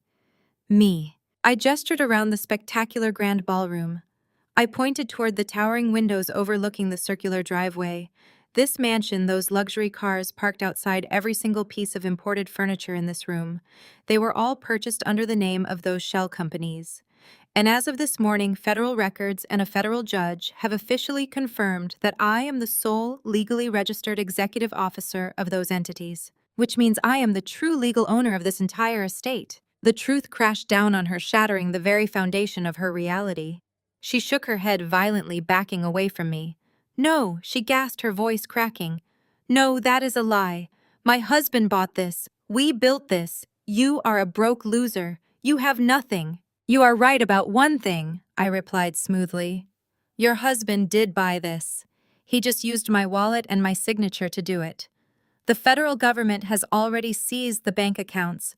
The IRS is currently impounding the vehicles outside. And this house is now officially under my jurisdiction." I took one final step toward the golden child. I looked straight into her bloodshot, panicked eyes. The absolute terror of a spoiled princess realizing she had been stripped of her crown, her castle, and her stolen wealth all at once was intoxicating. "I am giving you exactly 30 minutes to pack your personal clothes and get out of my house," I stated, articulating every single word with razor-sharp precision. "Do not take a single piece of jewelry. Do not take a single designer bag. And absolutely do not take anything that was bought with my money." Imani let out a guttural, devastating wail. She collapsed onto her knees right there on the pristine Italian marble, her custom pearl gown pooling around her like a deflated parachute. She reached out, grabbing the pant leg of a nearby real estate tycoon, begging him for help. He pulled his leg away in sheer disgust, turning his back on her to rush toward the exit. The rest of the elite crowd followed suit. They scrambled toward the coat check, desperate to flee the sinking ship before the federal agents started asking questions about who was associating with a convicted money launderer. The FBI agents finished securing the premises. They escorted the remaining catering staff and event planners out the service doors. Two female agents stepped forward, tapping their wristwatches and instructing Imani to stand up and move toward the bedrooms to pack under their strict supervision. She was sobbing so hard she could barely breathe, crawling on her hands and knees to gather the scattered court documents as if reading them again would magically change the outcome. Grandpa Marcus walked slowly up to me, the rhythmic clack of his silver cane echoing in the rapidly emptying ballroom. He looked down at the spot where Imani had just been sobbing. Then he looked at me, a deep, profound pride softening the harsh lines of his weathered face. "You handled that perfectly," he said, his voice a low rumble of absolute approval. "A true Caldwell does not scream. We simply conquer." I looked around the magnificent estate. The crystal chandeliers gleamed brightly. The thousands of white orchids filled the air with a sweet, heavy perfume. It was a beautiful house. A house built on my suffering, but one that I had rightfully reclaimed. I looked down at my sleeping son, wrapping my arms securely around him. The cold winds of poverty and desperation would never touch him again. I walked over to the massive front doors and watched the flashing red and blue lights of the police cruisers fading into the distance, carrying the people who had tried to bury me straight to federal holding cells. We were finally home, and the parasites who had drained our blood to build their fake empire were officially exterminated. The 30 minutes I gave her passed with agonizing speed for Imani, but for me, it was a masterclass in ultimate justice. The two female federal agents escorted my sister down the grand sweeping staircase. The visual contrast was absolute poetry. Imani was no longer wearing the custom pearl maternity gown. That dress, along with the diamond tennis bracelets and the imported silk heels, belonged to my shell company. The agents had forced her to leave every single luxury item in the master suite. Instead, the former golden child of the Caldwell family was wearing a pair of faded gray sweatpants and a plain white t-shirt she had dug out from the very back of a storage closet. These were the only clothes she could legally prove she owned before Connor started laundering my trust fund. She was dragging a scuffed cheap canvas duffel bag behind her. It thumped miserably against the pristine Italian marble stairs. Her face was a horrific mess of smeared mascara and red swollen skin. She looked exactly like what she was on the inside, hollow, desperate, and entirely stripped of her stolen value. She did not look at me as the agents guided her toward the massive front doors. She kept her head down, her shoulders shaking with violent, selfish sobs. The heavy mahogany doors swung open and she was marched out into the warm Atlanta night. The doors shut behind her with a definitive echoing thud, sealing her out of the empire forever. But the true nightmare for Imani was only just beginning outside those doors. The flashing police lights from the earlier raid had acted like a beacon. Word had leaked out from the fleeing guests. Local news vans, independent journalists, and ruthless paparazzi had descended upon the Buckhead estate, swarming the wrought iron gates like sharks smelling blood in the water. I stood by the towering front windows, holding Leo securely in my arms, and watched the scene unfold through the glass. Imani had to walk the entire length of the sprawling circular gravel driveway. It was the longest walk of her life. The moment she stepped into the harsh glare of the media floodlights outside the gate, the press went absolutely rabid. Camera flashes erupted in a blinding, continuous strobe effect. Microphones were shoved through the iron bars. Reporters shouted relentless, brutal questions that cut through the night air. Imani, is it true your husband was laundering money? Did you know you were living on your sister's stolen trust fund? Are you facing federal charges for the fraud? How does it feel to buy caviar with your newborn nephew's inheritance? She tried to cover her face with her bare hands, shrinking away from the blinding flashes. The private security guards, who now worked exclusively for me, opened the pedestrian gate just wide enough for her to squeeze through. The moment her cheap canvas bag cleared the threshold, the heavy iron gate slammed shut and locked with a loud mechanical clank. She was officially on the outside. Standing on the public sidewalk surrounded by ruthless reporters and curious onlookers, Imani did what she had always done when faced with a minor inconvenience. She reached for her phone to command her army of elite connections to rescue her. She managed to push her way through the media circus, dragging her bag, until she reached a darker, quieter stretch of the sidewalk down the affluent street. I watched the glowing screen of her phone illuminate her panicked, tear-stained face. She dialed her best friend, the socialite daughter of a prominent real estate mogul who had just been drinking vintage champagne in my ballroom 20 minutes ago. The call went straight to voicemail. She dialed another friend, a high-profile fashion influencer she frequently traveled to Dubai with. The call disconnected immediately, blocked. She frantically typed out text messages to the politicians and executives she thought were her peers, begging for an Uber, a hotel room, or just a place to crash for the night. Every single message was left unread. In the ruthless, superficial world of Atlanta's elite, loyalty only exists as long as your bank account does. The moment her wealthy friends realized her entire life was a fraudulent house of cards built on federal crimes, she became a massive liability. No one with a brand to protect was going to associate with a woman whose husband was currently sitting in an FBI holding cell for wire fraud. They dropped her faster than she could even comprehend. Desperate, she opened the Instagram application, the platform where she commanded 2 million followers. The digital kingdom where she had spent the morning painting me as a psychotic, jealous monster. She thought her loyal audience would surely pity her. She thought she could spin a narrative about being a naive, victimized wife who knew nothing about her husband's crimes. But the internet moves with terrifying speed, and it takes absolutely no prisoners. The guests who had fled the party had already started posting. Videos of Connor being slammed against the podium in handcuffs were going completely viral. Clips of my mother screaming at the federal agents were trending across every major platform. And worst of all, someone had recorded the exact moment I took the microphone and exposed the truth about the stolen trust fund. The pristine self-made entrepreneur image was dead and buried. Imani watched in real time as her comment sections turned into an absolute slaughterhouse. Her followers realized they had been lied to for years. The very people who had attacked my business pages hours earlier were now tearing her digital empire to shreds. They called her a parasite. They called her a fraud. They demanded she delete her account. Brands she had partnered with were already posting public statements severing all ties and threatening legal action to recoup their sponsorship money. She had no survival skills.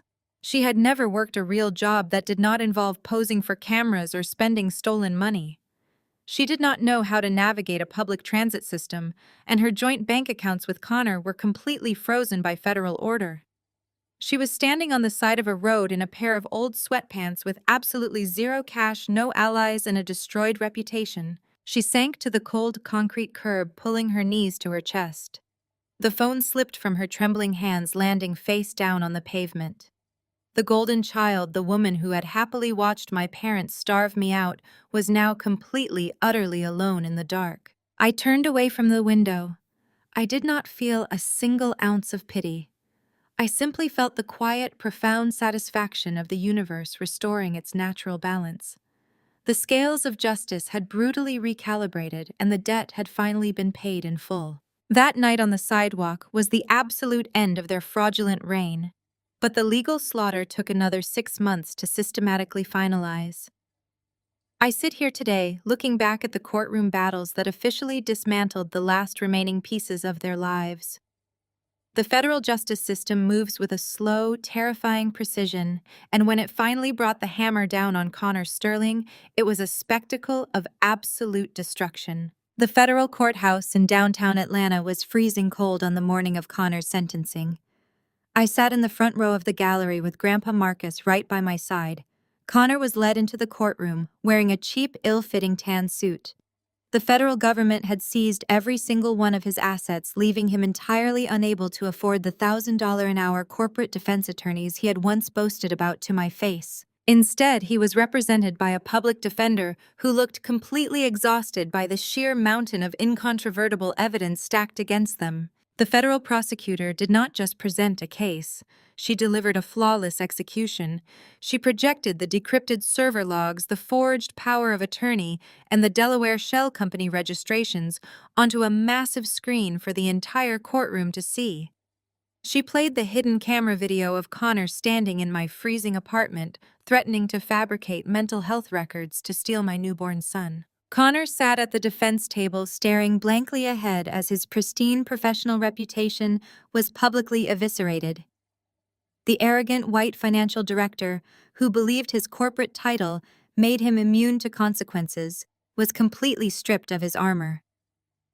When the federal judge finally spoke, her voice echoed with profound disgust.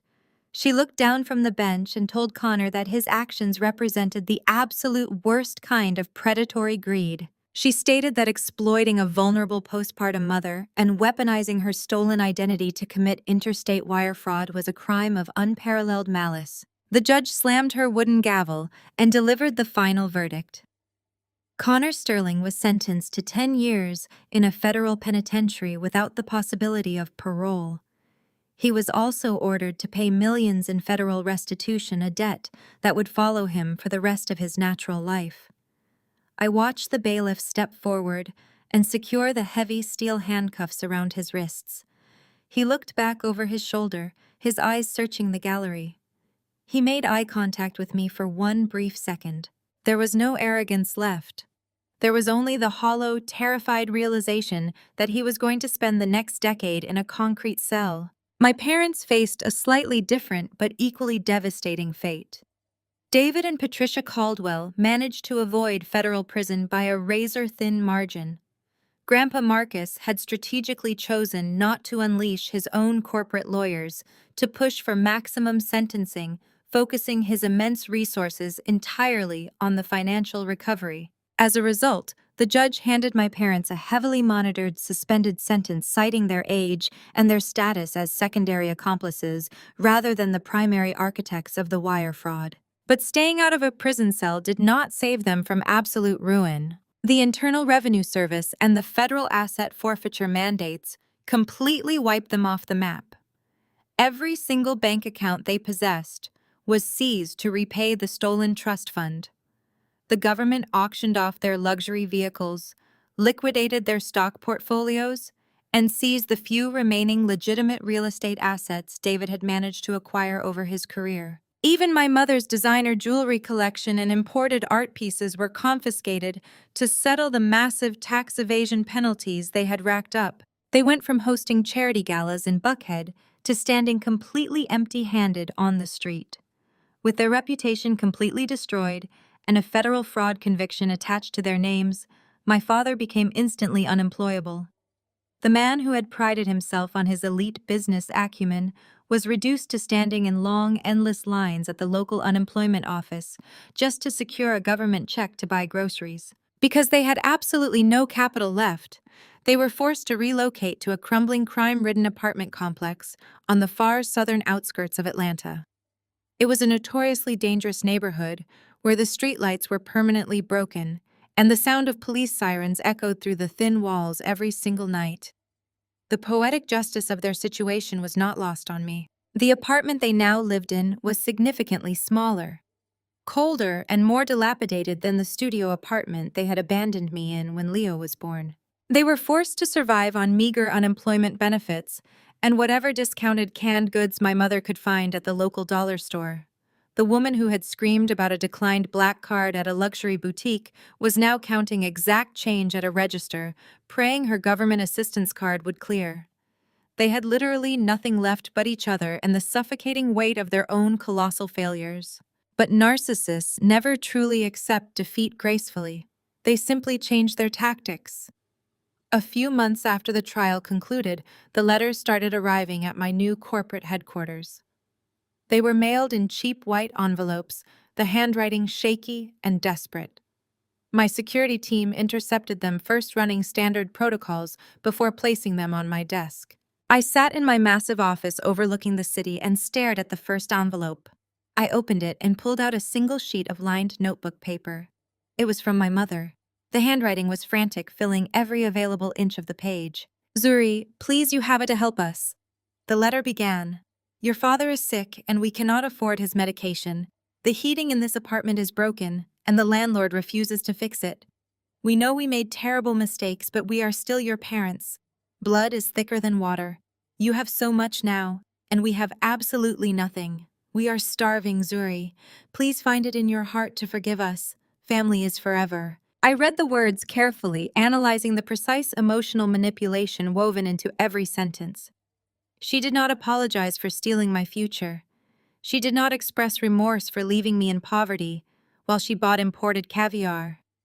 She was only sorry that the consequences had finally caught up to her.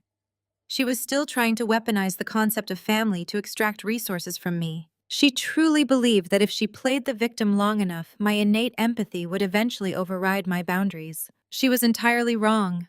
I did not feel a single ounce of guilt. I did not feel the familiar, anxious tightening in my chest that had controlled my entire childhood. I felt absolute serene indifference.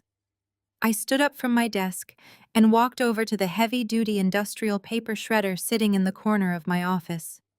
I pressed the power button. The machine hummed to life, a low, powerful mechanical growl. I held the letter over the metal teeth. I did not hesitate. I dropped the cheap lined paper directly into the slot. The machine grabbed the document, pulling it down and violently ripping my mother's desperate, manipulative pleas into 1,000 tiny, unrecognizable shreds. I picked up the second envelope from my father and dropped it into the shredder without even bothering to open it. I dropped the third envelope, then the fourth. I watched the shredded paper accumulate in the clear plastic bin at the bottom. The sound of the machine destroying their words was the most beautiful music I had ever heard. It was the sound of total, unyielding closure. They had made their choices, and now they were going to live with them in that freezing, dangerous apartment for the rest of their natural lives. I turned off the shredder, walked back to my desk, and returned to my work completely and permanently free. While my parents were adapting to their new reality at the absolute bottom of the socioeconomic ladder, my sister Imani was experiencing a uniquely modern kind of hell. Her descent was not just financial. It was a spectacular public crucifixion broadcast in high definition. Imani had miraculously avoided federal prison time by weaponizing her own ignorance and claiming Connor had completely isolated her from the financial mechanics of their life. The judge had spared her a prison cell, but he did not spare her from the crippling civil penalties. She was slapped with a mountain of court fees, legal debts, and court-mandated restitution payments. Without Connor's stolen wealth to shield her, the brutal reality of her situation set in rapidly. She had no college degree. She had dropped out of her university the moment Connor proposed preferring the effortless life of a wealthy corporate wife.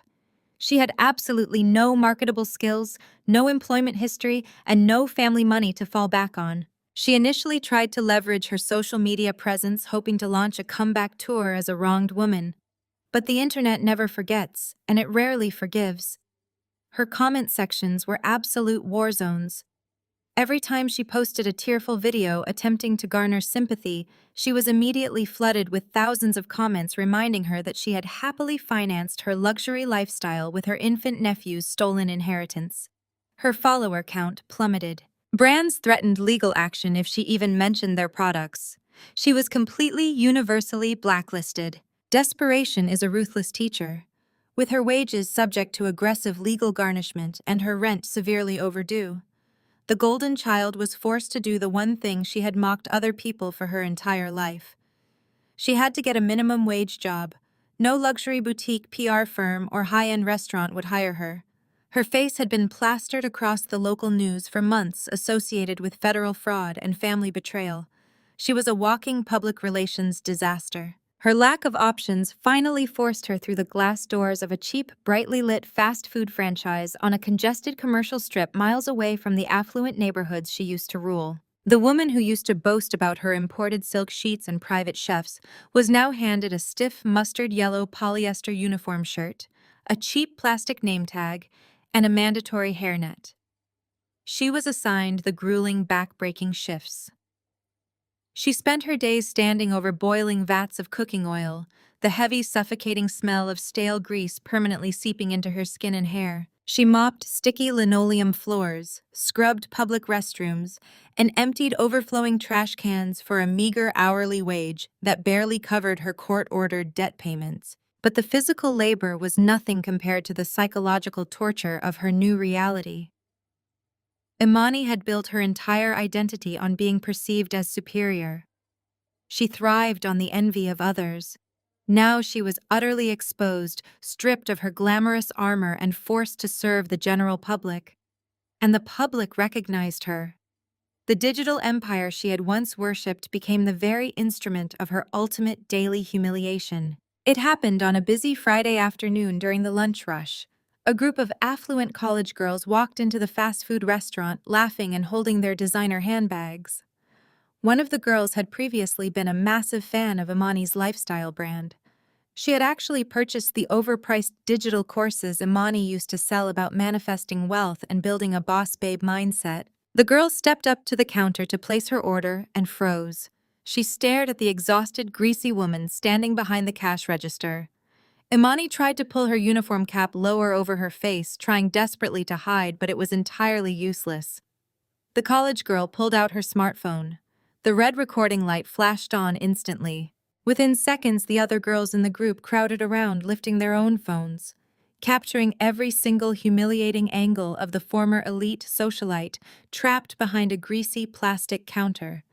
They did not just record her. They orchestrated a ruthless, calculated mockery.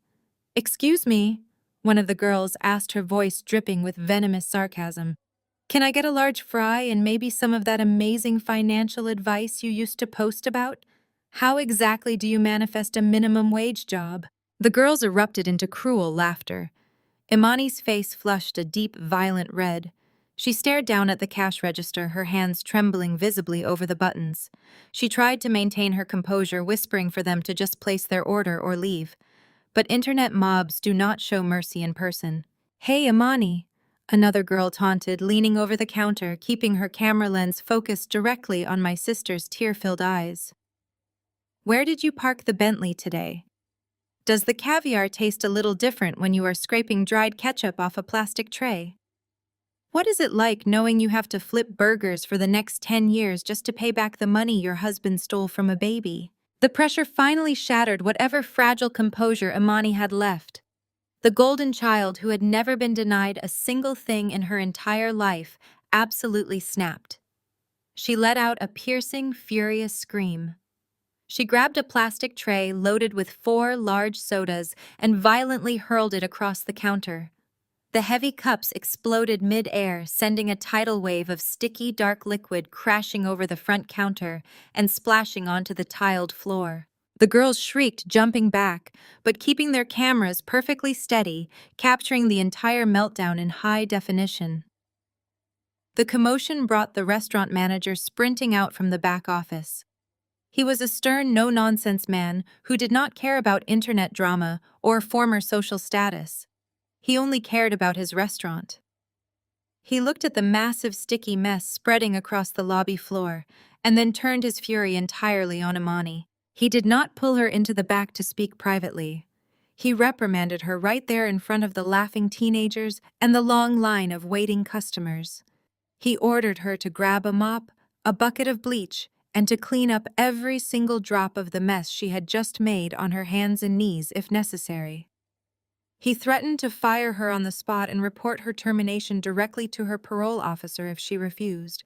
Imani was completely trapped. She could not afford to lose the job. She could not risk a violation of her court orders. The cameras continued to roll as the former queen of Atlanta's high society was forced to walk to the supply closet, retrieve a dirty yellow mop bucket, and drag it out into the main lobby.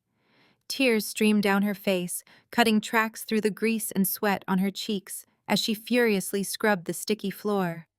The college girls filmed every single agonizing second, providing a running, mocking commentary over the footage. The video hit the internet less than an hour later. It spread with the speed of a digital wildfire. It was reposted, remixed, and shared across every major social media platform. It became a trending meme. People added background music to the footage of her mopping the floor.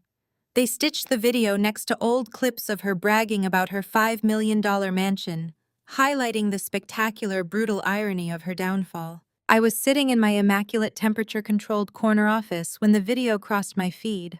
I paused my work, resting my elbows on my mahogany desk, and watched the footage play out on my screen. I watched my sister sobbing in a polyester uniform, humiliated, mocked, and stripped of every single ounce of her dignity. I watched the golden child who had sneered at me when I was pregnant and terrified finally experience the crushing weight of public disgrace. I did not feel a shred of pity. I did not feel the urge to call her or offer her a lifeline. I felt the profound, satisfying mechanics of absolute karma. Imani had spent her entire life stepping on my throat to make herself look taller. She had laughed while her husband tried to take my son away. Now she was trapped in a prison of her own making, forever marked by the very digital footprint she had used to worship herself. She would spend the rest of her life serving the people she used to look down on, haunted by the ghost of the stolen empire she had lost. I closed the application on my phone, locked the screen, and picked up my stylus. I turned my attention back to my digital canvas, diving seamlessly back into a massive illustration project for a global publishing house. The air in my office was quiet, calm, and perfectly clear. The trash had finally taken itself out, and my empire was just beginning to rise. 2 years have passed since the flashing red and blue police lights illuminated the Buckhead sky, completely dismantling the fraudulent empire my family had built. The sprawling $5 million estate no longer resembles the sterile, pretentious monument to stolen wealth it once was. The day I took legal possession of the property, I hired a team of contractors to gut the entire interior. I tore down the ridiculous imported crystal chandeliers and ripped out the cold, uninviting marble floors that Imani used to pace across. I dismantled the extravagant raw bars, the pointless vanity rooms, and the massive walk-in closets filled with items bought with my stolen identity. In their place, I built something that actually breathes, something that possesses a genuine beating heart. The Buckhead Mansion is no longer a private residence for a golden child. It is now the official headquarters of the Caldwell Creative Trust, an expansive, heavily funded foundation I established specifically to support and empower Black women and artists of color. The massive grand ballroom where Connor was handcuffed and dragged away is now a soaring, light-filled collaborative studio space. On any given afternoon, the room hums with the vibrant energy of dozens of women working on drafting tables, painting massive canvases, and coding digital illustrations. These are women who were told they were not enough. These are single mothers who were financially abused, discarded by their families, or ignored by a system that refuses to see their potential. I give them the grants, the legal protection, and the creative sanctuary they need to build their own empires. I walk through the wide corridors of the estate, and I do not see the ghosts of my parents or the lingering shadows of my sister's deceit. The walls are now lined with spectacular original artwork commissioned from the very women my foundation sponsors. The house vibrates with laughter, the smell of oil paint, and the fierce, undeniable power of women reclaiming their narratives. I use the very same wealth that was meant to keep me isolated and starving to build a fortress of absolute opportunity. I turned a crime scene into a sanctuary. Grandpa Marcus visits the estate every Sunday afternoon. He moves a little slower now, relying more heavily on his silver cane, but his mind remains as razor-sharp as the day he stormed into my freezing apartment. He sits in the sunroom drinking his black coffee and watching the foundation operate with a profound, quiet pride. He told me recently that he had spent his entire life building wealth, but I was the only Caldwell who actually figured out how to build a legacy. He officially transferred the entirety of his corporate voting rights to me last month, stepping down to enjoy his remaining years in absolute peace. He knows the empire is safe. He knows I will never let a single predator breach our walls again. The late afternoon sun begins to dip below the Atlanta skyline, casting a rich, warm amber glow through the floor-to-ceiling windows of the main living room. The bustling energy of the foundation slowly quiets down as the artists pack up their supplies and head home for the evening. The massive house settles into a comfortable, serene stillness. I sit down on the edge of a plush, deep, emerald velvet sofa, positioned right in the center of the grand living room.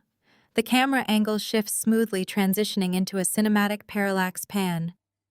The lens glides in a slow, deliberate arc around my seated figure, the background of the luxurious, art-filled mansion shifting softly out of focus while my face remains locked in absolute sharp clarity. I look down at the center of the thick woven rug. Leo is no longer the fragile newborn shivering in a worn-out bassinet. He is a strong, healthy, and fiercely curious toddler. He lets out a bright, ringing laugh as he pulls himself up on his sturdy little legs. He takes one wobbly step, then another, his tiny bare feet sinking into the soft, warm rug. He is wearing a comfortable, bright yellow cotton shirt, entirely safe, completely secure, and profoundly loved. He will never know the biting cold of poverty. He will never know the suffocating anxiety of conditional love. The generational curse of the Caldwell family was officially broken the moment I walked out of that hospital alone. I absorbed all the pain so that my son would only ever know peace. I look up from Leo, lifting my chin and turning my gaze to look directly into the camera lens. I break the fourth wall, staring straight through the glass with the calm, unwavering certainty of a woman who has walked through fire and emerged entirely untouched. They thought they could steal my future. I speak directly to the audience, my voice steady, resonant, and stripped of all anger. They thought they could bury me in a freezing apartment, steal my identity, and use my blood to build their own fraudulent kingdom. They thought because I was quiet, because I was kind, that I was weak. But they forgot one crucial thing.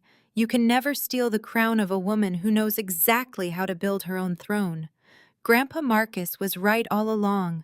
$350,000 a month was not enough, because my worth is absolutely priceless. The camera holds on my steady, triumphant gaze for a long, powerful beat. Then the lens begins to slowly dolly out, pulling backward in a smooth, continuous motion. The framing widens, capturing the stunning scale of the reclaimed mansion. The rich golden hour sunlight spills across the floor, enveloping me and Leo in a brilliant, warm, and protective glow. The beautiful, vibrant sanctuary I built from the ashes of their betrayal fills the screen. The image lingers on this perfect picture of absolute victory and unyielding peace before the screen slowly and elegantly fades to black.